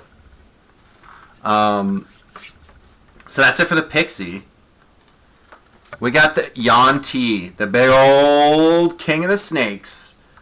Yeah, I know you want to... You know what? He has a longbow. He's going to longbow it. Because then he can stay as a ball. Since he knows the rest of the snakes won't move with him. It's also interesting because their initiative is essentially the same turn. So they can move as a unit. But right now he knows he won't be. So he's going to stay where he is. He's going to whip out his longbow. And he's going to pick his shots. Intelligence, he's got high intelligence, 14, so he's probably pretty smart on what he wants to hit. I'm going to say he's going to aim strictly because the snake wants to stay a spaghetti ball. I'm going to say he aims at the pixie because he knows that's where the spell came from and he wants it to end strictly for the spaghetti ball thing. So the command word coming into play here. If it was like attack, if the command word was like attack, kill, whatever... He wouldn't care about releasing his friends, but it specifically was said that we're trying to keep a big ball of snakes. So he's going to focus his attention on the thing keeping him from doing that, which is the pixie. So we're going to have one bow hit. It's a +4 to hit, and the pixies have AC 15. +4 to hit. We'll do the first shot. Misses. Second shot. Misses! Okay, I thought I was being a slightly clever helping out Coffee, but those arrows doing nothing. The pixie dipping and diving, dodging out of the way. Nothing. Not touched. Okay. Now we have the snakety snakes. The snakes. It's their turn. Them fire snakes. They are resistant to piercing, slashing, and bludgeoning, which is going to be really crazy. These snakes are actually pretty awesome. I'm looking at their stat block. They got a lot going on. They got multi-attack. They have a natural damage aura. They have resistances. Yeah, these fire snakes are awesome. Is there a roll to get out of that spell? I just need to look up Entangle. I think they get to try. They can use their action to try to get free. So they're going to do strength checks, 3 of them. 1, 2, 3. Yeah, they all fail. That's really bad. Oh man, I'm really torn now. Does the snake just chill? I don't, that's so bad though. It has to go in and attack, right? Oh my goodness. Oh my goodness. I don't know how to do this. 1, 2, 3. Yeah, I'm gonna just say he goes up and fights the monk. We gotta get some action going on here. He's breaking the spaghetti ball. I know. He wants to stay spaghetti. He wants to hang out with his buddies so bad. But then he's slim pickings. You know what? He's gonna stay. He's gonna stick around. He's gonna chill on the ball. And you know, I think it'll be okay just because there's not a whole lot of range in the other team composite. So I have a feeling we're gonna see some stuff happening. So that's it. Spaghetti Ball just decided to do nothing, basically. Just chilled. Psychic Gray Ooze. What the heck does this thing do? It corrodes metal. Not so good against snakes. It can attack with... Targets one creature that it can sense. The target makes an intelligence save or takes psychic damage. Oh my goodness. So it gets to do that on a recharge. That's really powerful. So, what was the rules for this other team? Entrap, destroy, mind and body, hide. It can't hide or entrap, so it's going to attack. It's going to move in. It only has a 10-foot movement speed, though. So it's going to very slowly creep towards the snacks. And it's going to use its Psychic Crush ability, which recharges on a 5 or a 6. So next turn we'll see if it can do it more than once in a row. It does 3d6 psychic damage, and they can make it DC 10 intelligence to take half that. The snake that it's targeting will be this blue one, and they actually have a -2 to intelligence. Oh boy. Yeah, that's full psychic damage. 3d6 on that snake. Oh god! Woo! 15! 15 damage. That sounds like the mind and body being destroyed right there. Whew, I don't like that at all. Alright. Intellect Devour. What does this guy do? Man, he has a lot of things. Okay. It can do a claw and devour intellect, but it has to get into close combat. Speed of 40. That's a fast little guy. Yeah, he's going to get in there. He's going to get in there, and he's going to attack this guy. It needs a humanoid, though, the body thief. It has to get that Yanti the snakes won't do. The thing is, though, once they're in melee, the fire snakes start doing fire damage, retaliation, which is every time they get hit with a melee attack, they retaliate. So because of the multi-attack feature, it's actually going to trigger often. So the Intellect Devour is going to swing twice. Once, it's going to claw, and the other time it's going to try to eat intelligence from the creature, which I'm going to count as not a melee attack. So the claw is a +4 to hit. It misses, but let me read that. It has to hit to get burnt. So, yeah, you're fine. You're fine, Intellect Devour. You're so bad at hitting, you're okay. The Intellect Devour targets one creature it can see within 10 feet of it that has a brain, which the snakes do. The target must succeed on a DC 12 intelligence, and we already know they have minus to their intelligence. We know they have, the fire snakes have a -2 to their intelligence, and then they take a bunch of psychic damage. So let's see if they can make that DC 12. They do! Snake makes the save. Yeah, so they just take nothing. Otherwise, there was potential to take psychic damage and be stunned, and like there was a bunch of nasty... They would have been losing intelligence. If that thing survives, it's going to get nasty, but I think that ball of snakes might actually be pretty good against dealing with it. Intellect Devourer. Alright, Monktown. We're going to the Githrat. I'm sorry, there's so much text and spells for me to look through for each one of these guys, and I want to get it right. I've been given a giant mass of rules to chew through here. It has innate spellcasting, Featherfall, Jump, See Invisible, and Shield. The big one is going to be Shield. I don't think it's going to do much else. It's just going to run up, do its punches. Pump, pump. It has 2 unarmed punches. Movement speed 30. Yeah, it's going to get in there. It's going to dish out 2 punches there. +4. Punch, punch. One of those is going to hit. He's going to dish out a D8 +2 bludgeoning plus 2D8 psychic. And it counts as magical weapon attack. Wow. So it ignores the resistance, I believe, of the fire snake. Wow. Okay. It's a powerful magic punching monk. So it's going to do 3D8 +2. That's a lot of damage. 12. So it could have been a lot worse. It also takes the snake fights back with 1d6 fire damage when it gets attacked with melee. So 2 fire damage returning to the monk that it can't do anything about. It just takes. A monk goes to 36. Okay, we're back at the top of the order, my friends. Now I have to remember that both these spellcasters are concentrating right now.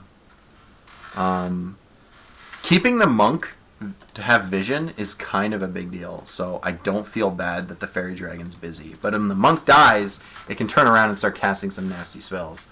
Or if the monk's almost dead, it might use polymorph on the monk. We will see. I think color spray it can just do. It can also just go up and use its bite or its breath weapon. I think it's going to use its breath weapon. We're going to get into combat. It's going to use its breath weapon. Euphoria breath! The dragon exhales a puff of euphoric gas at one creature within 5 feet. It needs to make a DC 11 wisdom save. DC 11! No, fails. For 1 minute, it can't take reactions. And it has to do a weird D6 at the beginning of its turn that potentially has it do even less. So this guy is just like super screwed. This snake is just not doing anything. That's how it went down. That time we watched things. The pixie is just maintaining its concentration, so she's going to sit there. The Dnd5e, our snake buddy, he's going to put away his longbow. He's going to draw a scimitar and go to Melee Town. I think he's going to pick on the Intellect Devourer. I think that's just what we're going to have happen. 2 scimitar attacks.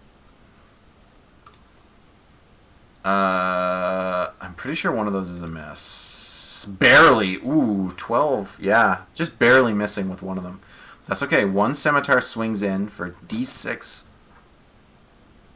plus 3. 8 points. Alright, that Intellect Devourer taking a chunk. I don't think it has any resistances. Oh, it does! It resists non-magical. That's pretty brutal. How much damage was it? 8? So it only takes 4? 17. Jeez. Look at all these resistances and stuff. So much strength there. That Dnd5e not really doing much. All right, 2 of these snakes are going to try to struggle out of what's going on. No, they both fail and they're still entangled. Wow. The one that's in melee already, though, I believe can do stuff. I think it's entangled, right? Restrained. My goodness, what does restrain do? It has disadvantage. Oh, it was supposed to be advantage to hit. The punching with the monk was supposed to have advantage. My apologies. I'll know it for next time. But it has disadvantage to try to attack this Intellect Devourer. So we're going to just do that real quick. Disadvantage. Yeah, it misses. This other one can move forward and swing. I'm gonna hit the... I'm gonna 50-50. A 1 or a 2, it'll be the dragon. Otherwise, it's the monk. It's the monk. Monk's gonna take... Fire snack. Oh, the snake gets two attacks, actually. So, let's go back, do one more at disadvantage. Would have been a critical. Alright, 2 regular attacks against the monk. Oh, those are both gonna hit. Fire. Fiery fire. One is with a bite, one is with a tail. The bite. Oh, it's only +3. It's still going to hit. Oh, but it's not, because the monk is going to cast shield. Foom! And deflect both those fiery attacks and not take any damage. It gets 3 shields a day. That's kind of busted, in my opinion. It's used 1 of them so far. Alright. Moving on. We got... It's Ooze Town. We're going to do a D6 to see if it gets its recharge. It does. It's going to move 10 feet. It's going to do its psychic attack against the one that it can see. It's going oozy. It needs to make a DC 10 intel. At -2, so it fails. It takes 3d6 psychic damage. Oh my god. 11 points. Ah, that snack is down. Snack is down. Oh my goodness. These snakes, honestly, I don't know. Oh no. Be oozy, don't be unoozy. Yeah, what are you doing, Ooze? Intellect Devour. It's going to change targets to the one thing that has a human body. It's going to attack the Yuan-Ti. That's what it's going to do. Or Yuan-Ti, or however it's pronounced. My apologies if I don't know how to speak D&D. This thing has got a claw, and it's got Devour Intellect. It's gonna claw first. Claw, miss. Devour Intellect. Alright. Tries to eat the Yuan-Ti's intellect. It has a +2. Does it make the save? It does. It does. Intellect Devour fails. That's it. That's it for that guy.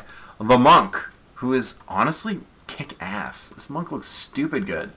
It's gonna do 2 punches with advantage because of the restraining effect against this snake right in front of it. We're gonna just do the first one because if it finishes it off in 1 punch, then it won't.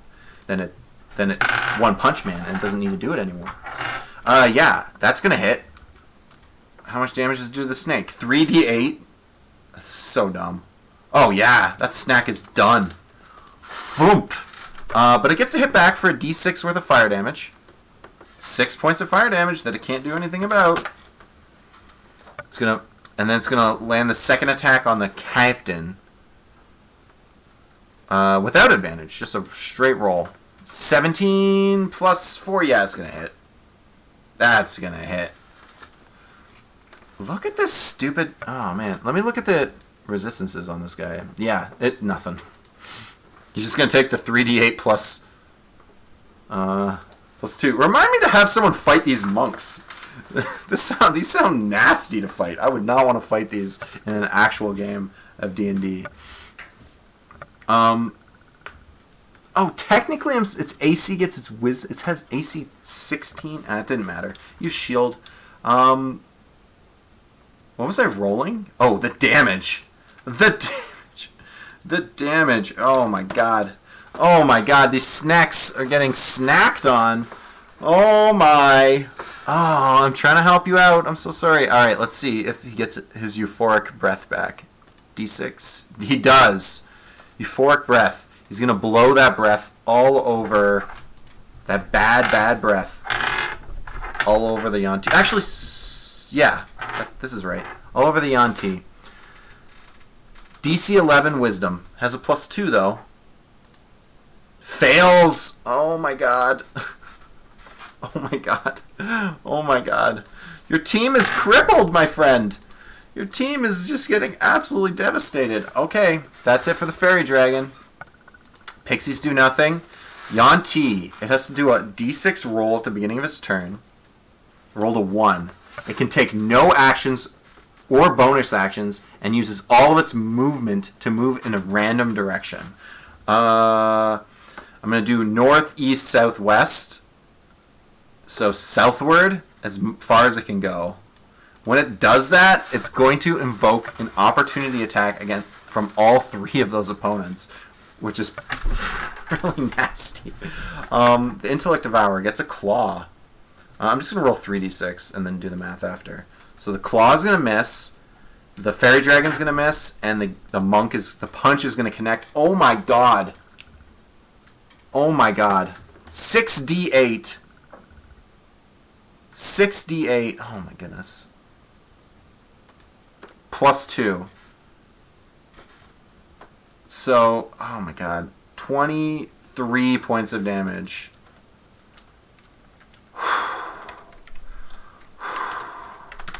What can I say? This is not even... This is not fair. Oh man. Okay. Yeah, I have a feeling this is going to be over very shortly. But we'll let these snacks try one more time. They're both going to try to break out with strength rolls. The first one fails. I meant to roll them both at once. The second one finally breaks out. Not that that really matters a whole lot. Oh my goodness. Okay. Ooze. Do you roll a d6 to get your ability back? No. It actually has to fight regularly. It has to, like, pseudopod. Try to hit this snack. It hits for some bludgeoning and some acid damage. The bludgeoning will be halved. So 2 points of damage. And then the acid will be straight up. So 8 points to this guy. Takes a d6 of fire damage in return. 3 points. And that's it for the ooze. Intellect Devourer. He has 40 feet of movement. He's going to chase this guy down. Mind and body. Claw. Hits. Claw does 2d4 plus 2. 8 points of damage. Oh my goodness. Oh my goodness. And then it has to make an intelligence saving throw. Fails it. Oh my goodness. Takes 2d10 psychic damage. Wow. Wow. And loses intelligence equal to 3d6. That's 9 intelligence points missing. He started at 14, so he's 5 left. He has like a -3 to intelligence at the moment. That's terrible. And it will be able to steal its body, potentially. What is going on? This monk's going to jump in and do some punches. It's going to hit the restrained guy with advantage. So, first one with advantage. Definitely hits. Second one with advantage. 12. What's the snake's? Yeah, that's going to hit. That's 2 hits. So he's going to take double fire damage in return. Which is 8 points. It kind of sucks.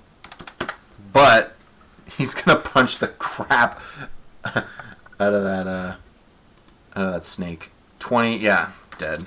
I'm sorry. I'm going to call her quits here. I'm so sorry. But it's definitely over. It's definitely over. I don't think there's any coming back from this nonsense. He's got euphoric breath. He's going to be running from combat. This one snake is just not going to do anything by itself. The spaghetti ball fought valiantly. I'm sorry. I wanted to see more come of it. I really thought you had a chance, especially with like the fire damage backlash. But those monks are stupid. And we're going to see more of stupid monks in the next round. F for spaghetti. Yes. F in chat. Everyone, can we get chickens in chat for the spaghetti ball? Snakes are awesome. I just want that to be known. We're going to get to our 4th and final round of today. We'll see. Maybe I'll do, if it's quick, I might try to get an extra round in. We'll see. The 2 combatants are Lucifer versus Ezekiel. He's been waiting for his chance to show off his mighty ability to create busted teams. You've seen both these monsters before, but not spammed. If you thought this monk was OP before, there's 3 of them. And 3 pixies. That's Ezekiel's party.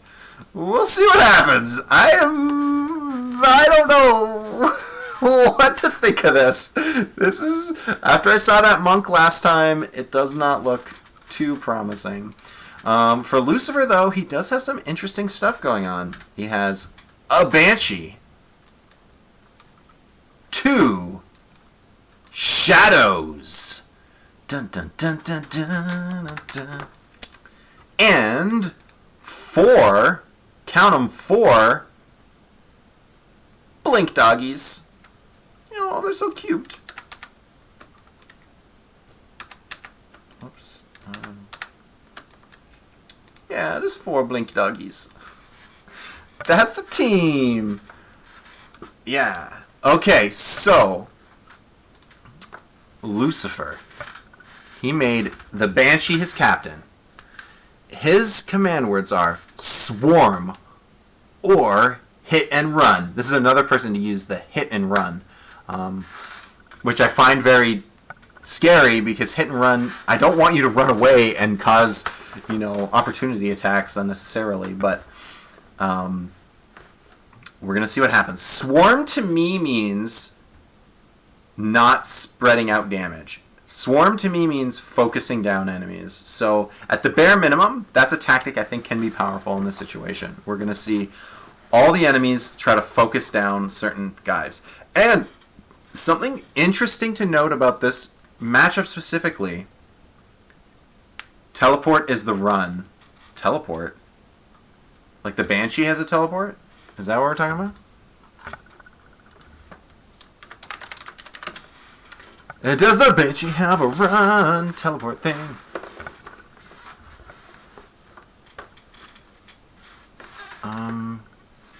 Oh, the Blink Dog does. Oh yeah, obviously the Blink Dog does. Yeah, sorry. You're right. You're right. The Blink Dogs, I believe, can just blink around.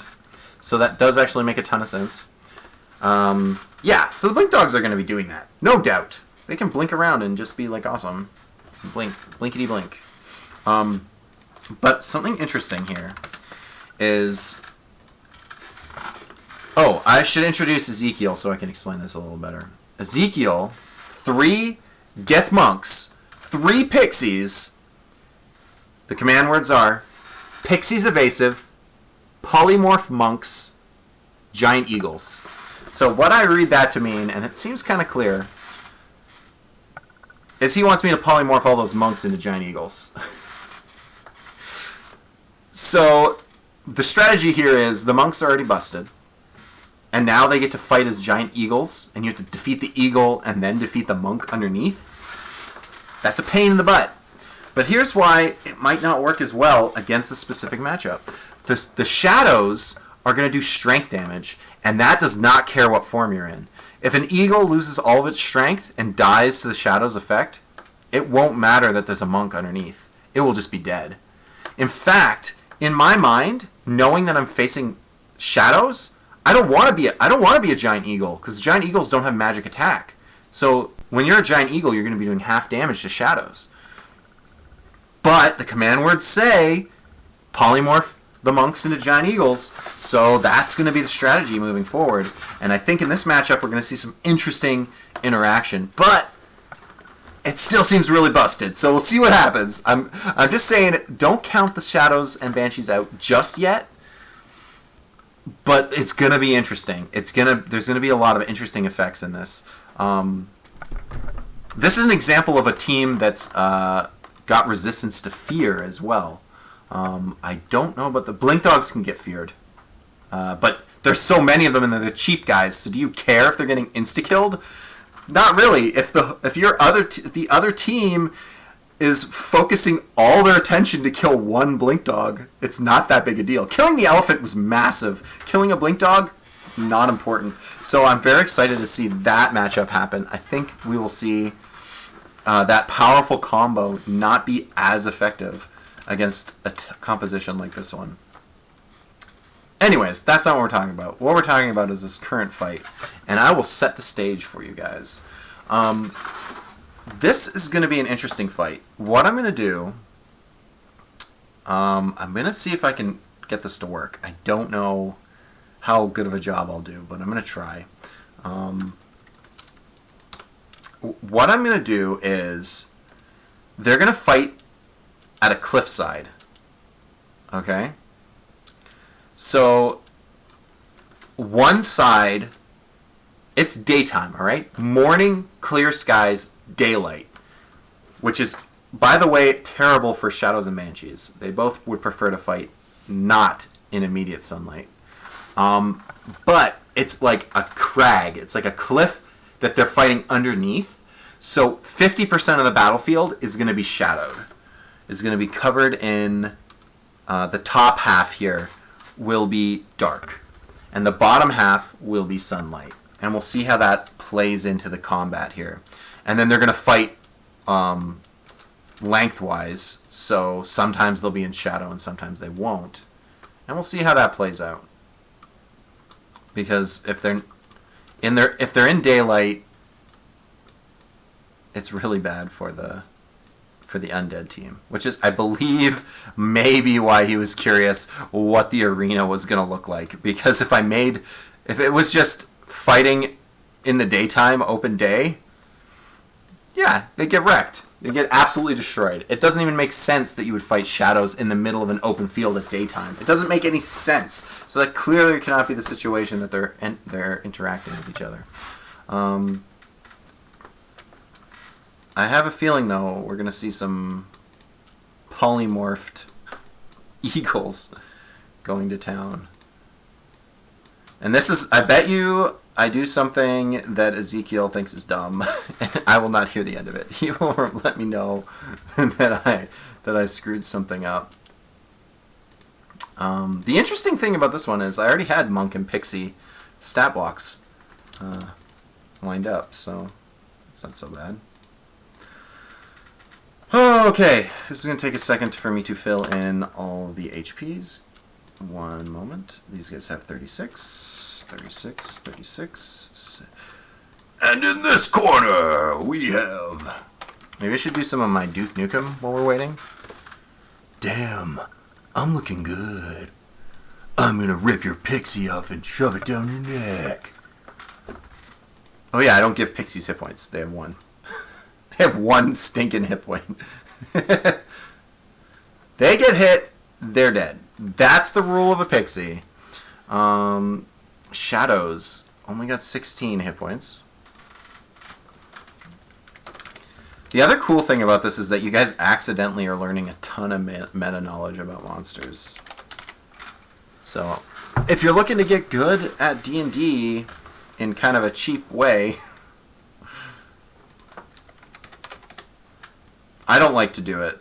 If I know the weaknesses and stuff of monsters, I don't like to just throw them out. I'm like, my character doesn't know, so I don't know. Guess how many hit points the Blink Dogs have? 22, the magic number. Yes. Basically in D&D, if they're not sure how many hit points to give a monster, they give them 22 hit points, not 202. It's kind of crazy how many monsters have 22. I mean, you can roll. I'm not gonna because it's a lot of rolling and I don't care that much. But you can. You can definitely roll the hit points so that they don't always have 22. Why not 202? Ah, yeah, I should. Blinky Dogs. Why don't you got 222 hit points? Alright, a big thing that's going to matter in this fight, they are going to meet at the same time. Or, is that how I did it? Let me just double check. Okay, so yeah, they're just going to meet face to face. I'm not going to... There's not much else going on here other than the half the battlefield is shadow. And if the enemies get drawn out of the shadow in some way, they could potentially be in trouble. The shadows specifically get really bad in the daylight. The Banshees just have one ability that they can't use. That's about it. It's not a huge drawback. But honestly, it's a sweet once-a-day ability that, interestingly enough, if the rest of your team is doing what it's supposed to be doing, can be completely one-sided and quite powerful. I'm super excited to see it happen. It might turn the tide of this fight. We will see. Let's put some initiatives up. Also, just quick shout out to all you guys watching. I hope you guys are having a good time. I hope you're enjoying this very strange format of me playing a game. You're literally watching me play Roll20 by myself. It's, you know, a little bit on the nerdy side by a mile, but D&D is already nerdy.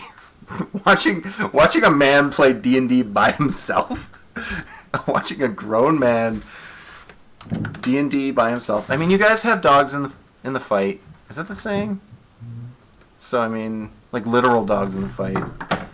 So I mean, it's not. I'm exaggerating the situation a little bit. He has a +2, so there's a 9 for the shadows. The blink doggies have +3. The blink dogs. Oh no! They needed a lot more initiative. +2 for the banshees. Ooh, that's a big deal. That's a big deal. We won't be eagles yet. But the pixies do go before the monks, so the plan of polymorphing them into eagles, it's lined up. It's lined up. Ezekiel is probably listening to this in his car right now with his crappy connection, and he's just like, oh, they're gonna all be eagles! It's gonna be so awesome!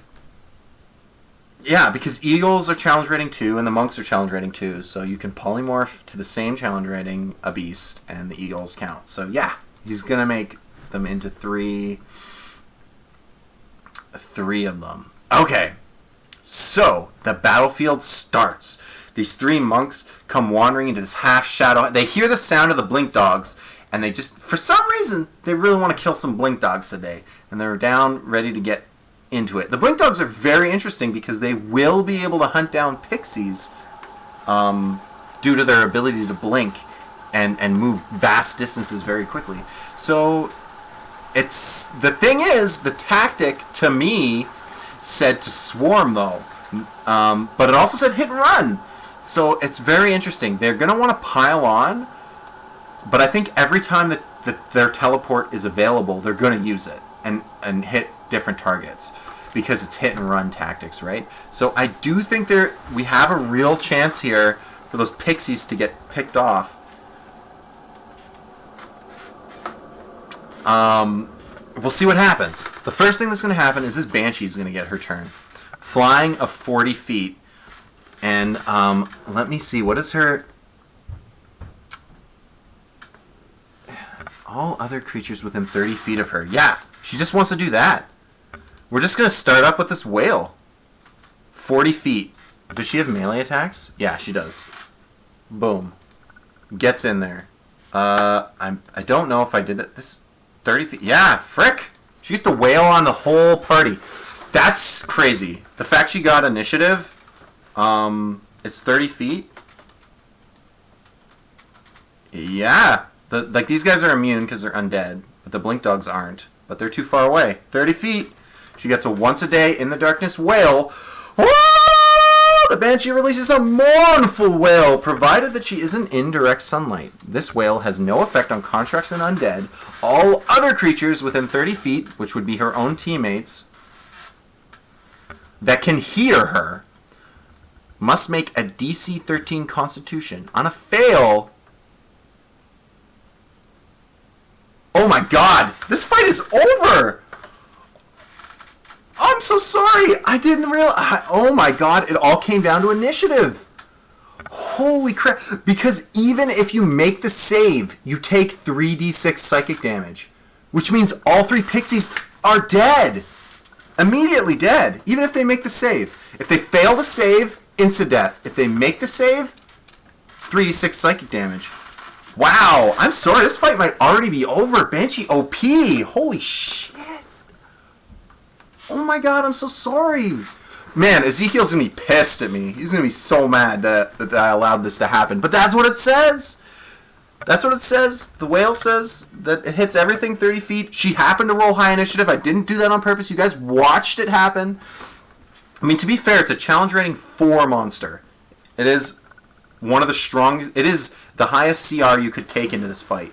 So definitely this entire battle is hinging on this. Yeah, the pixies flat out die. They don't even, the rolls don't matter. The points don't matter in this one. That sucks. I mean, to be fair, it's only 150 EXP out of his total EXP pool, but I know how much he wanted. His whole strategy was to turn into eagles. He's not going to be able to. But honestly, I think the monks are stronger as monks. Now, each of those monks has to make a Constitution 13 saving throw. Otherwise, they are instantly dead.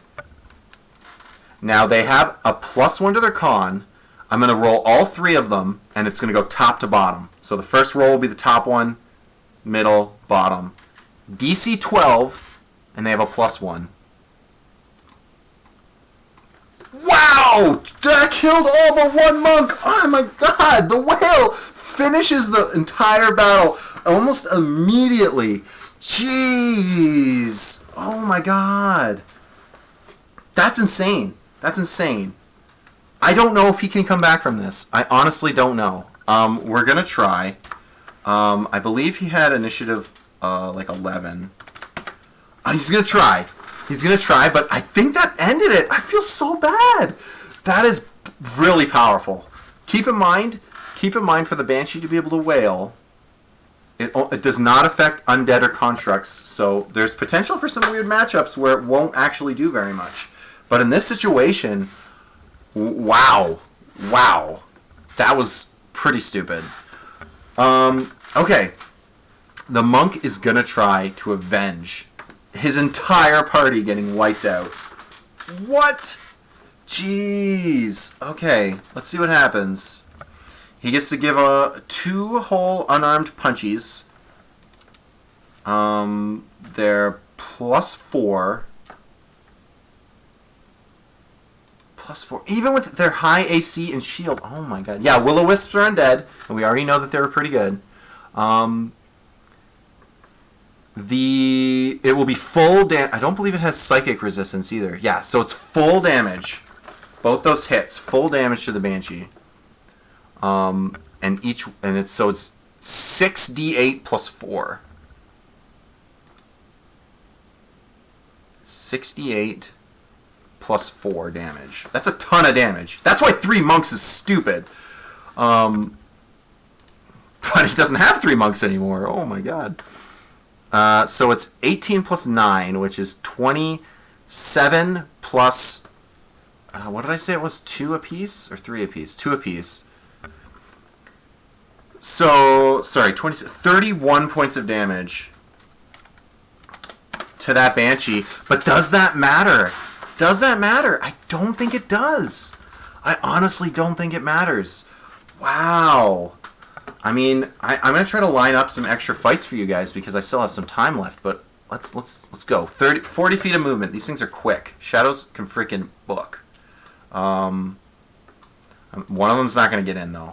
One of them's going to get in. Do your thing, man. Strength drain, +4 to hit. Hits!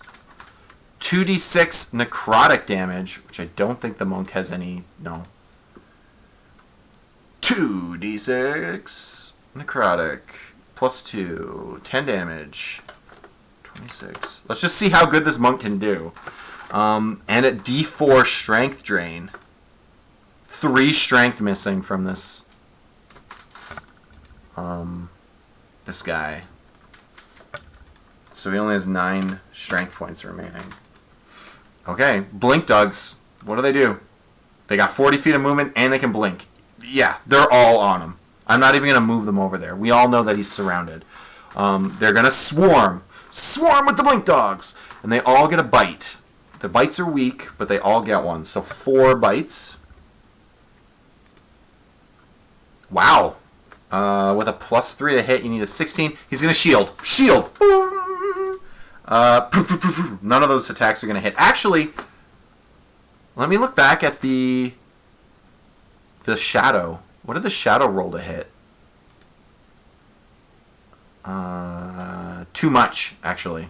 The shield wouldn't have stopped that shadow hit. Okay, Banshee, your turn. Let's see what the Banshee can do. Keeping in mind, right now the guy is shielded. So he can only take... He has an AC of 21. A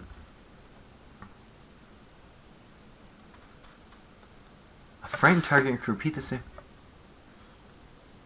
Wow. Okay, it could use Horrifying Visage. That doesn't make any sense. I think it's just going to do its Corrupted Touch and miss because of the shielding. That's it. Monktown. Monk's going to try to punch a shadow, baby. Punch that shadow. First punch. Yeah, that hits. How much damage? 3d8. Are they resistant to Psychic randomly? No, they have to take full Psychic. So 3d8 plus 2 goes to 2 hit points left. Finish it off, baby. Get a kill. Yep. Killed that shadow with a bunch of a 1-2 punch. Shadow's down. And of course, that was the shadow that I had in the turn order like an idiot. I believe he's before the Blink Dog. So he's next. The shadow moves up. The shadow swing and a miss, maybe? Oh no, 17 plus 4, 21. So even with a shield, it's still going to hit. He won't use the shield. It does 2d6. Oh my goodness. Plus 2, 8 points of damage. And then he has to make a... Oh no, it's just a d4 strength loss. Oh, only 1. Interesting, interesting. Alright. Blink Dogs, all biting them. 4 of them. Boom, boom, boom. Shield will work this time. Shield. Boom.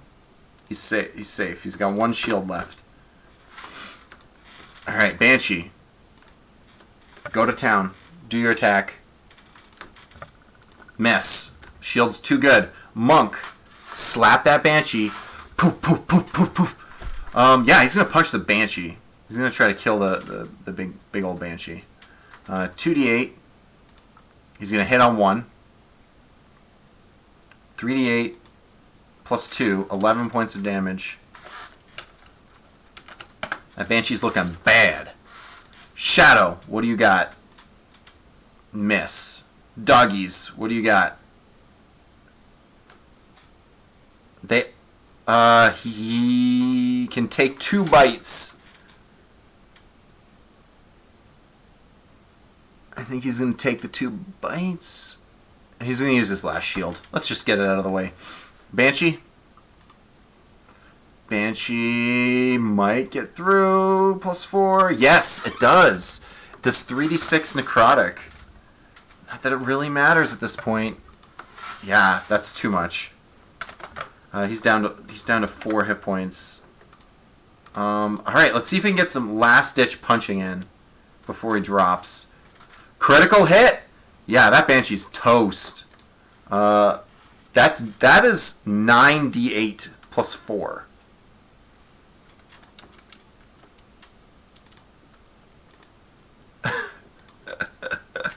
Yeah, I think he actually splattered both of them. Wow! There's non-zero chance that he's gonna... He has no shields left. So these dogs actually get to... They just do 4 points of damage. This is crazy close. I'm sorry. I didn't think that he had a chance. That's how busted. Now I don't feel bad for Ezekiel, because what he was going to do was pretty stupid. 4 bites. Yeah, they're going to get in. He's going to get bit 3 times. And each bite is a d6 plus 1. Yeah, that does it. The dogs managed to bite him out. It was so close. It was actually really close. And you killed all but one of his monsters. One guy almost defeated the whole team just because, like, I'm sorry. I don't know if you guys want to look at that monk's stat block, but it gets to punch twice. The punches do a d8 plus 2 bludgeoning that counts as magical and 2d8 psychic damage. That's stupid. That is... He gets 2 of those. What? Plus he knows naturally has a 16 AC and can do shield to have an AC up to 21. Oof. Has no resistances or anything like that. That's a strong dude. That's a strong CR monster. But yeah, the victory to this one will go to Lucifer.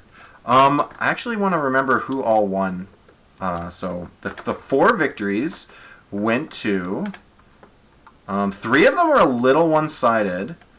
So Telek won the first one with his Will-O-Wisps and Goblins. It was really close, and the Devils eventually fell, even though we summoned additional Devils. Mandrake did lose, yeah. Dude beat Mandrake, the elephant, in a very quick, brutal fashion. Fallstar beat Coffee's spaghetti monster fight. And Lucifer just beat Ezekiel. And I don't know how. He didn't, like, that was crazy. That was crazy. I have time to throw one more in. So I'm gonna just take a quick look at the pairings. And I'll just do the next pairing down for the round 2. Round 2. The first round is Unlucky Soul versus Mandrake. Is the first fight. So I believe Mandrake was our. I believe those were 2 people that ended up losing too. So this will be interesting. So it's the 2 bearded devils and the 2 dretches. I don't have a story lined up for this one, so we might just have to just duke it out with no like weirdness. Versus an elephant. We'll actually get to see the elephant do something. I feel so bad about that elephant just getting insta-smacked. It's pretty rude. It's a sweet monster. Alright, we're going to try to do it. We're going to try to get through one more combat, if I can. You know what I'm going to do? I'm going to keep open all those other monsters that I had and just open new tabs. Because if this happens to be a quick fight, I can always go back. I can't... Oh my goodness. The fact that he almost won anyways. Those monks are stupid. Dumb. Those are dumb monsters. Oh my goodness. I would not want to fight them. You guys are going to be fighting them next game, just so you know.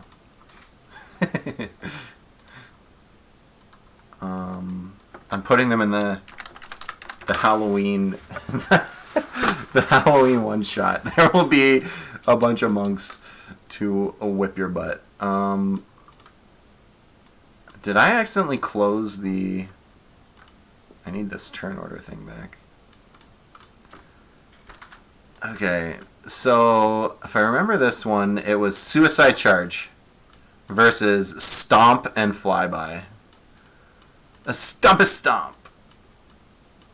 So I'm gonna just throw up some dudes, and we're gonna see what happens. We're gonna see what happens here. Man, I hope you guys are having a good time watching the first ever Monster Bash. I'm having a great time. I love this. I would not mind doing this maybe every other week or maybe just every week. But I really do want to... Like, I don't think I want to do the full round robin. Because you're gonna find that the combats get stale when you're used to seeing the same monsters. I like that I think getting 2 rounds is great because you'll get to match up against different things. But I think you guys will end up getting tired. Like, let's say that Banshee just insta wipes a team. Like, let's say there's one team that's really OP. You're gonna get tired of watching it just do that every time, and you're gonna be like, "Wow, can we get something else going on?"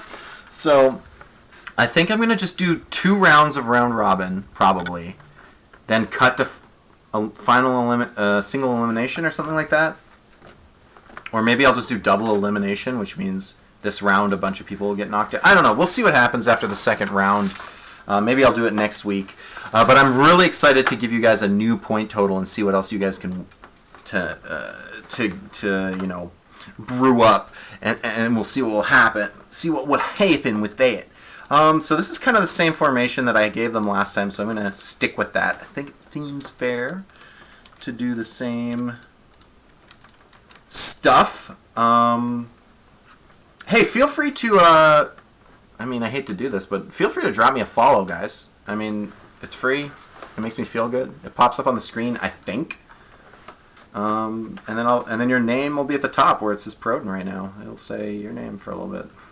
It doesn't actually get me anything. I see people that are like, follow for follow! And I've seen so many streamers that have like 2,000 followers, and then you look at the stream and like 2 people are watching them, and I'm like, so why does it matter that you have 2,000 followers that all have their notifications turned off? It doesn't mean anything. But it does feel good when I get them. Whenever I see a follow, it makes me smile a little, so I like to get them every once in a while. Okay. Ban Pixies, but we just watched the Pixies get annihilated. Like, AoE destroys Pixies. Keep that in mind. There aren't a ton of AoE out there, but AoE destroys Pixies. They have 1 hit point. They have 1 hit point. All you need is some kind of strat. Hell, if you're tired of Pixies, just make a build and make your command words kill Pixies. And sometimes you won't be fighting Pixies, and it won't matter, and your team will just fight normally. But every time you fight Pixies, you'll just you'll target them and kill them. Although, to be fair, I know why your snake pile doesn't like them, because they got hit with the. But that could be your thing. Your strategy, your command words could be spread out. You know, the command words, the 6-letter command thing is, or the 6-word command is such. I think is what makes this work. It's the little bit of like grease that makes this exciting, because you can. It has the very nature of Dungeons and Dragons in it, which is that you can do anything at the DM's interpretation, you know. And I think that was the little bit of spice I put into this that I think is going to make it.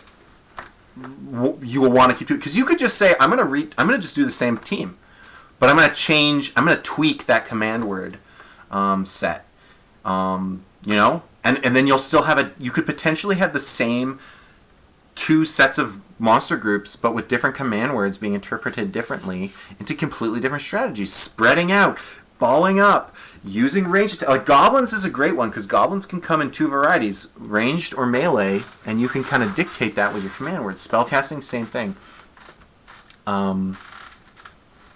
Anyways, enough of me gushing over my own stuff. Stop having such a big head, Tuber, and just play the damn thing. We want to watch the monsters bash each other. We got 2 dretches. We got to roll some initiative. So I'm going to roll we're going to do dretch first, then bearded devil. So the dretch is a 9. That's just it. They have no modifier.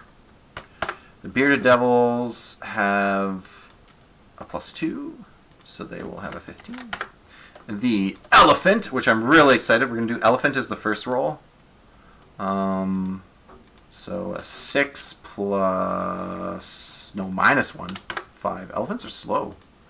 Elephants are slow but strong, buddy. They would be really good against shadows. I think the elephant would just be like, I don't care, shadow. I'm good. +3 to the birdie, so 10. It's going to be bearded devils, eagles, dretches, elephant. And that elephant is not surprised and gets to just do stuff, which is going to be awesome. Oh, I really hope that Discord link works. If it doesn't, if it doesn't work, just message it, and I'm sure one of the people watching will send you a new link. Okay, awesome, yeah. Feel free to join in. I mean, I'm sure you'll mute a bunch of the channels, because sometimes people just have like massive conversations and it can be a lot of your phone vibrating, so I find I mute channels from time to time just so I can get a little bit of a break. But yeah, it's a cool little Discord. And I don't know, I know Ranger Hawk is still streaming, and I still give him my Prime, so he'll still get that. But if if you're streaming or you want a little bit of, I'm sure some of these guys wouldn't mind watching something if you're watching it, so I mean. Anyways, That aside, we have Bearded Devils. These are the summoning variants, so let's see. They're going to roll their D100s. Remember, 30 and lower summons an additional demon. Oh, and it doesn't chain, right? The demon you summon doesn't have the ability to summon more demons. You get one, and that's it. I've been out of D&D for a very long time, but I've always enjoyed it. I like what you've got going on here. Mock battles are fun. We also do an actual campaign on Wednesday and Sunday. I'm a little behind putting them up on YouTube, but they're two separate parties of 4. They're fans as well, so, potentially anyone could be a guest star. And they're in the same world, but they're not physically interacting with each other. They like influence each other with their decision making, but they're in different parts of the continent, and it's kind of interesting. And we're on episode, I think, like 17 or 18. But we took a small break this week for Halloween special one-shots. We did one on Wednesday, which was they were in an asylum, and it was crazy, and I really thought it went well. And then on Sunday will be one called Murder House, where I give everybody 3 characters because I plan to kill their characters with like massive debilitating traps and injuries, and people are going to lose arms and eyes and limbs and disembowelment and disfigurement, and I'm hoping that it's scary. I also made a bunch of cool variant monsters, like I did in the other one-shot, where I reskinned the zombies to do madness when they died or when they grappled. That was the thing. I don't know if you guys knew that. Anybody who's watching from Wednesday. If they hadn't grappled you, it was when they died they released it. But if they grappled you and then hit you while you were grappled, which never actually ended up happening, you would have to do a madness roll. So you guys just kind of got lucky with those zombies. But there was potential for a ton of sanity checks, and you guys could have gone quite insane. But you guys, you dealt with it. I thought that was, it was a cool little thing. Yeah, well, there was a fire hallway, and then there was a smoke room, and then and then there was a garbage monster that you guys killed really easily. Anyways, let's get these mock battles underway. The 2 demons are each going to roll a D100. They need a 30 or less. One of them summons a demon. Free demons, baby. So this is the summoner. And this is the summonee. Awesome. Definitely check that stuff out. I just might join a party someday again. It's fun. Yeah. Keep an eye out on the Discord especially. There's a bunch of people who run one-shots. They're not...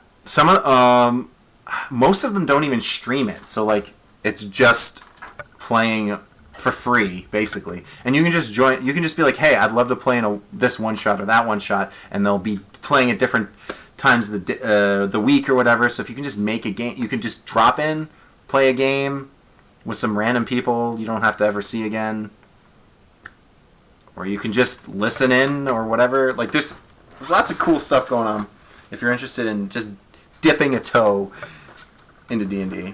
So that's it for the Bearded Devils. That's it. We got giant eagles. Dun, dun, dun, dun, dun. What can they do when they don't instantly get killed? Flying speed of 80. I just want you guys to all take a second and realize the whole map is 80. Like, what? Yeah. So they can go anywhere they want. Giant eagles are stupid. I'm gonna have them try to clear the dretches out of the way. And then if the dretches are dead, our elephant can stomp in and kill some devils. It's going to be a little tough because they're not doing magic damage, so there's going to be some resistances. Eagles, they get a beak and a talon. Beak and talon. So we'll do the top eagle first. Beak and talon. Beakity beak. That's a 13. Does 13 hit? Oh, yeah. Dretches suck. Oh, yeah. Definitely hits. So that's 2 hits. On the top dretch, it's going to take a beak hit. And the talons, it's going to be... I'm just going to total it up. 3d6 plus 6. I didn't actually give them hit points, did I? I forgot to do the hit points! That's 14 damage. And they have 18 normal, so... Let's get in there. Let's do it. Okay, the Bearded Devils have 52, right? Yeah, 52. They're so cool! These Bearded Devils are the best. They're the best around. Ain't no one ever gonna keep you down. Eagles. Oh, they... Guess how many hit points? It's not 22. They got extra. They have a couple extra hit points. 26. And I believe it's 76 for the elephant. Yeah. The biggest, beefiest boy. They got insta-killed. He never got a turn. Okay. Bite and Talon on the other Dretch. Yeah, those are both hitting. So 3d6 again. 3d6 plus 6. Slap that. The exact same amount of damage. Dretches taking a hit. Let me just double check that I didn't miss. I know Dretches have a bunch of weird stuff they can do.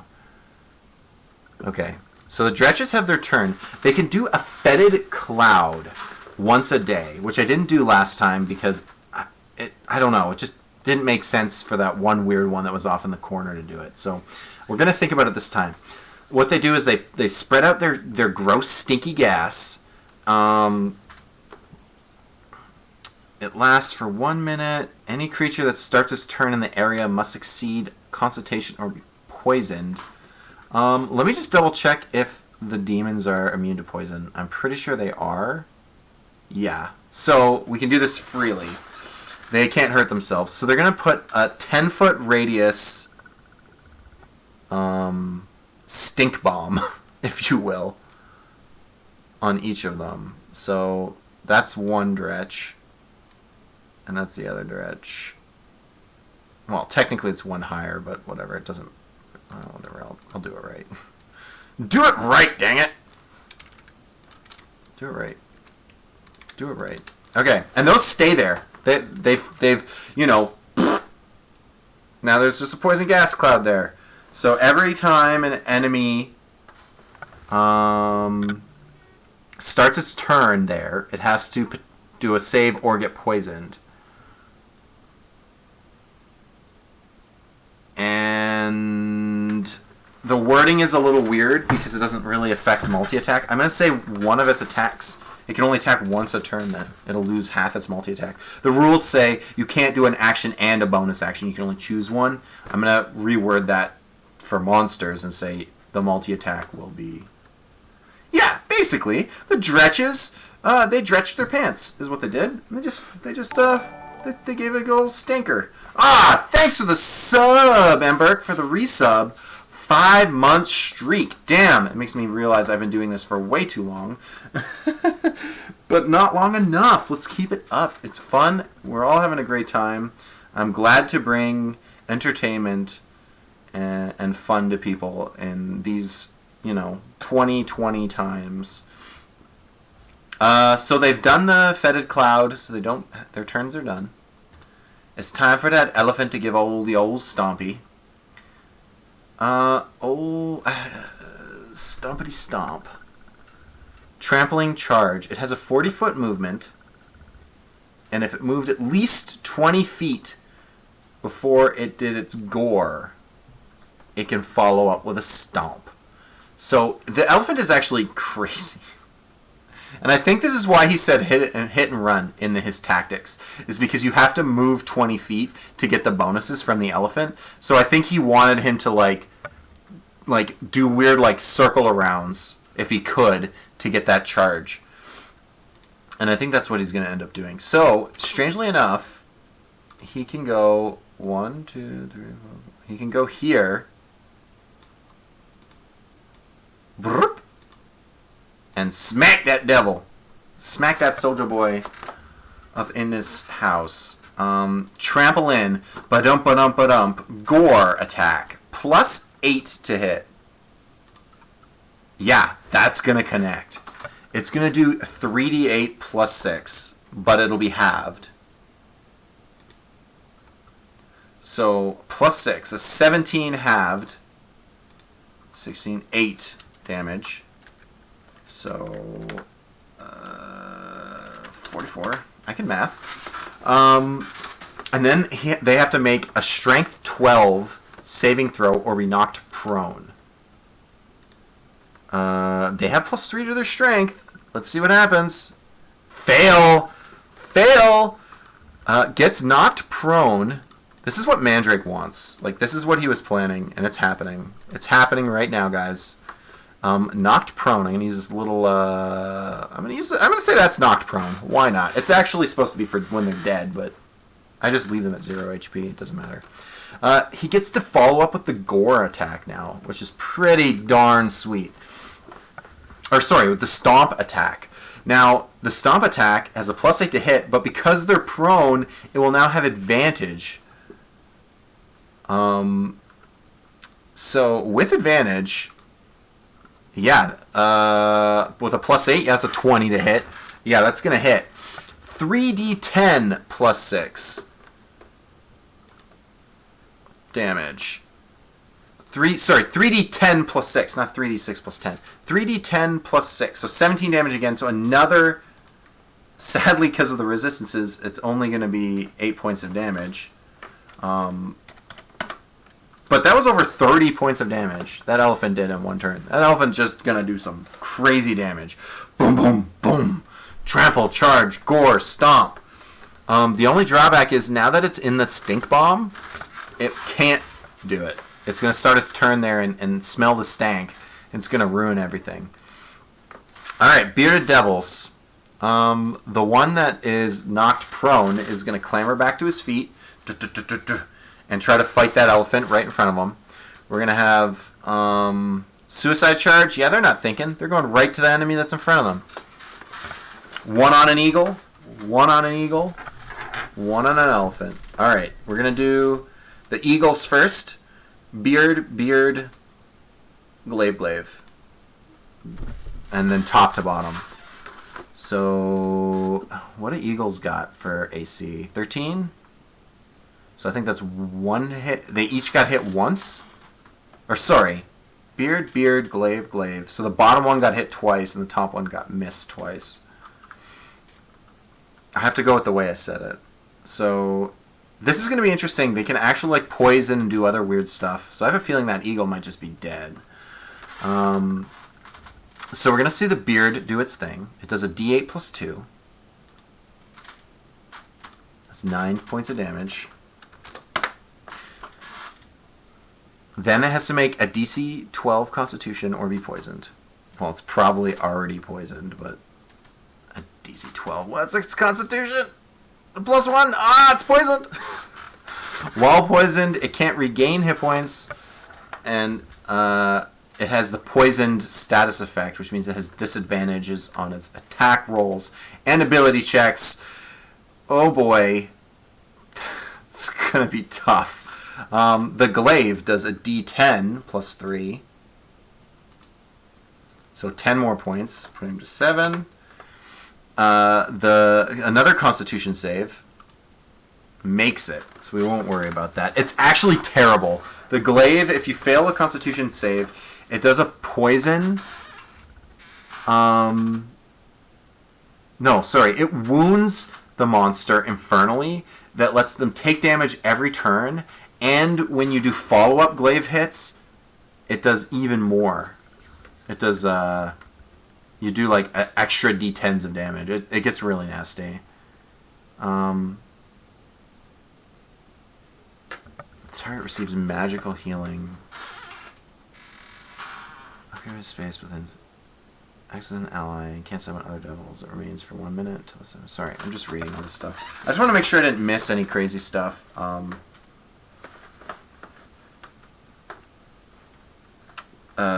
While it's doing stuff. Now the one on the elephant. I hadn't done that yet. Beard glaive. Glaive hits. D10 + 3. That's 12 points of damage. And I think I'm slowing down a little because I'm getting worn out. Oh no, the elephant!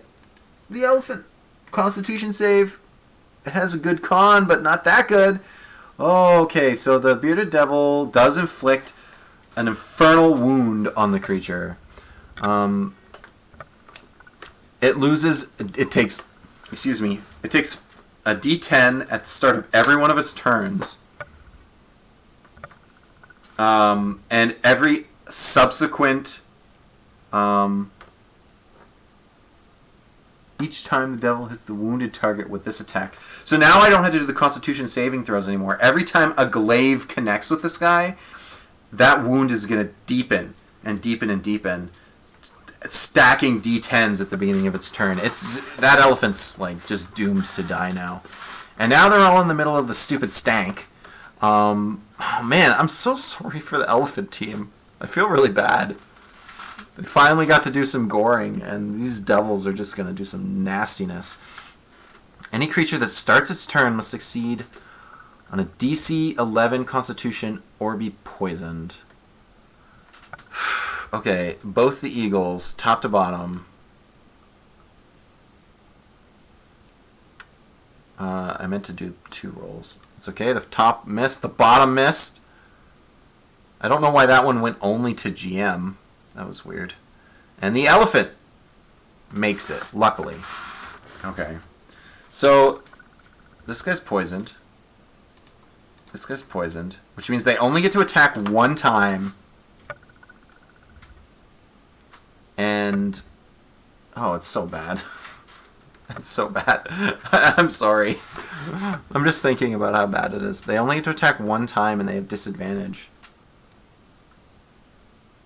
on their attack rolls. Oh, that's so gross. Okay, they're going to try to kill the Dretches, I guess.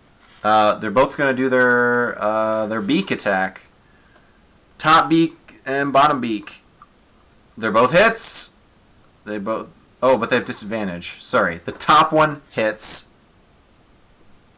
The bottom one fails. The top one does a d6 plus 3. Yeah, dretch down! But it doesn't. I don't think it matters a whole lot at this point. I really hate how I delete the wrong dretch. I think they're next. I think they rolled like a 9 on their initiative. Okay, Dretchy boy. He pooped his pants, and it seems to be working out for him. 2 attacks on that eagle, on the bottom eagle. They're plus 2s, so yeah, misses. That's a stupid dretch. Not doing nothing. It's so stupid. Elephant. Oh, I rolled the stink cloud for the elephant on the eagle's turn. I was supposed to be doing it at the start of its own turn. It takes a D10 from the wound. 2 points. That's so weird that's rolling it as a GM. That's weird. It's going to try to move away and then make that Stompy Gore thing happen. So it's going to make 2... It's going to get a claw from the Dretch. Nope. It's going to get a beard.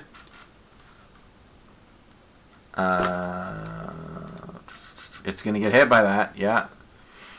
Beard attack is 2d8. Plus 2. That's 10 damage. And Constitution save. Or be poisoned. Makes it. Okay. So I don't think he's poisoned. I believe he's just wounded. So I'm going to just mark him as wounded with purple, I guess. He's going to swing around. There's no way to get outside the stink, which is kind of too bad. But he gets to do 2 swings on this demon. He gets to do his gore and then his stomp. And then, you know what? I think I might be calling it quits very soon because this seems really one-sided and I'm getting pretty tired. My mouth is pretty dry. But we'll do the gore. He has a regular roll, plus 8. That's a 20. The stomp, plus 8. That's a 16. That's still both going to hit. So he's going to do a total of 3d8, 3d10, plus 12. But then some of it's going to be halved, or it's all going to be halved, which is kind of sucky. 3d8 plus 6. So that's 7 damage. 3d10 plus 6. Whoa! What did I say the other one was? 7 damage. It goes to 45, but then he does 20, 31 or 15 points, which is honestly not that much considering. Like, the 3 demons collectively with resistances have 300 hit point pool to chew through. That's too much! That's way too much! That's just too much damage to have to chew through. It's Bearded Devil's time. Yeah, this feels pretty much over at this point. Suicide Charge! Yeah, charge the eagle. So we'll do the top eagle first. Beard Glaive. I believe those both hit. Yeah, that's really bad. I don't know about this guy. I think he might be dead. Bearded Devil. D8. Does 7 points. Also does 6. So 13 points. Putting him to 13. He's already poisoned. I'm not going to roll for that. But I am going to roll to see if it gets wounded with the D Constitution save. Was that a 3 that just came up? Yeah, buddy, you're wounded as well. You're gonna take a D10 at the beginning of your turn. It's pretty nasty. Alright, this guy. Beard and Glaive. Ooh, Glaive's gonna crit. Beard's gonna hit, Glaive's gonna crit. I'm not even gonna do the math. This guy doesn't have enough hit points. He's just dead. Elephant.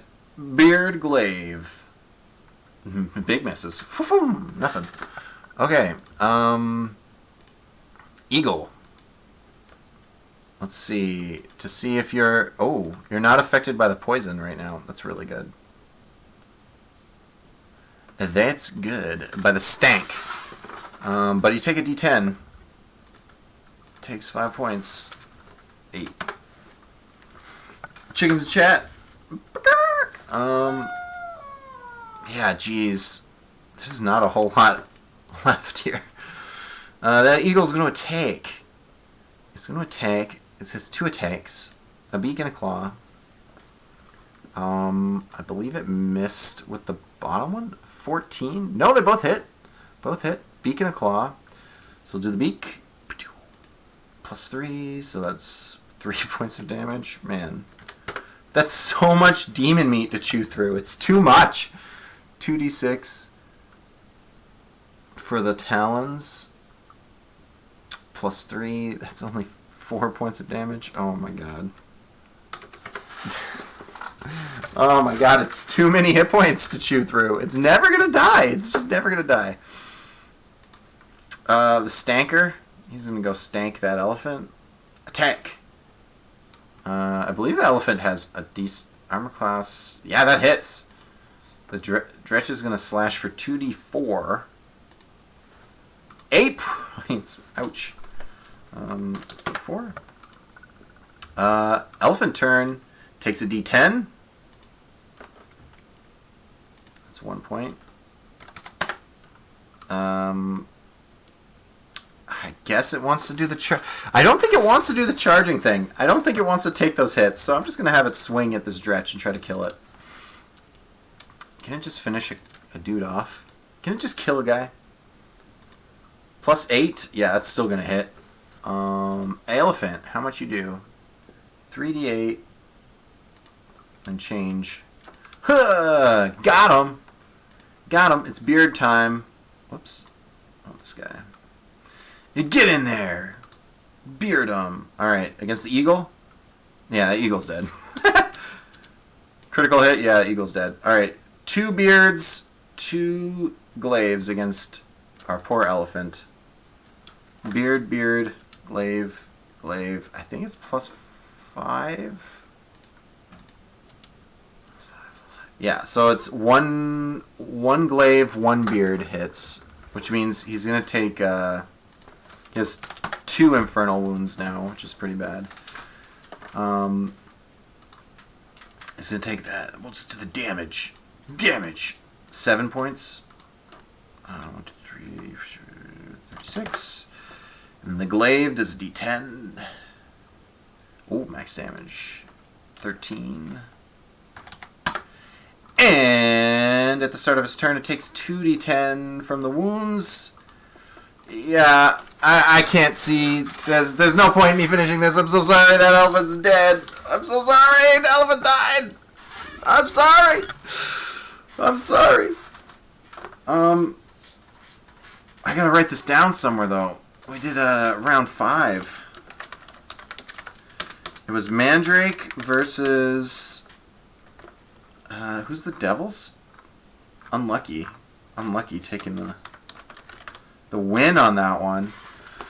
Okay, that's it. Honestly, I feel really bad saying this. I think it's double elimination, and I think that might mean Mandrake's team might be the first to perish in this little game of Monster Bash that we're playing. I'm pretty confident that now that I know what I'm doing and I'm powering through, that we can finish this next Thursday. And that means the following Thursday, if I want to do this every Thursday, that we can have a new set of entries, a new EXP pool, that kind of thing. I'm pretty confident that I can finish it. If I do double elimination, we should see a couple of people drop out of this round. Or it won't. It's not really going to be double elimination. It's going to be cut to top 4. Cut to semifinals. The best 4 teams at the end of this. So 4 teams will be out, 4 teams will be in. Then we'll do single elimination, where you just pair up and then the winners fight, and then it'll be over. So that means there's only 1, 2, 3, 4, 5, 6 rounds to do. That's not even that many. I just did 5, so it'd be 6 more fights. Yeah, I think I could do it. All right, cool. Well, this went well. I had a great time. I had a lot of fun. I hope you guys had fun watching the Monsters Bash. That's literally what it was. Monster Bash is what I called it. And I thought it was fun. And yeah, if you join the Discord, you can totally do an entry to Monster Bash if you want. It's fun. You just... What do you got to lose? You know, you just put some monsters in a group and watch them fight. Who cares? If they die, they die. Who cares? They win, they win. Epic things happen. You get to piss off your DM by making me do wonky stuff. I'll do the rock, paper, scissors. Where are you at, rock, paper, scissors? Why not? Because it's not a regular D&D stream. Rock, paper, scissors. Choose in chat or think it in your mind, because there's nothing at stake. I've picked this one. I'm going to put it down. I'm going to think about it for a couple of seconds. I'm actually very used to going 3, 2, 1, everyone say goodbye at the end of my streams, but I don't have to do that this time. I haven't done a solo stream in a while, so... if you're interested in actual D&D, I recommend showing up Sunday at noon Eastern for the one-shot Halloween episode. It's going to be awesome. I can't wait to do it. For anyone watching, I chose Rock, and I hope anyone who missed this episode goes back and watches the VOD to see how your team did. I hope you guys have a good night, and I'll see you guys next time. Or something. I don't know. Later.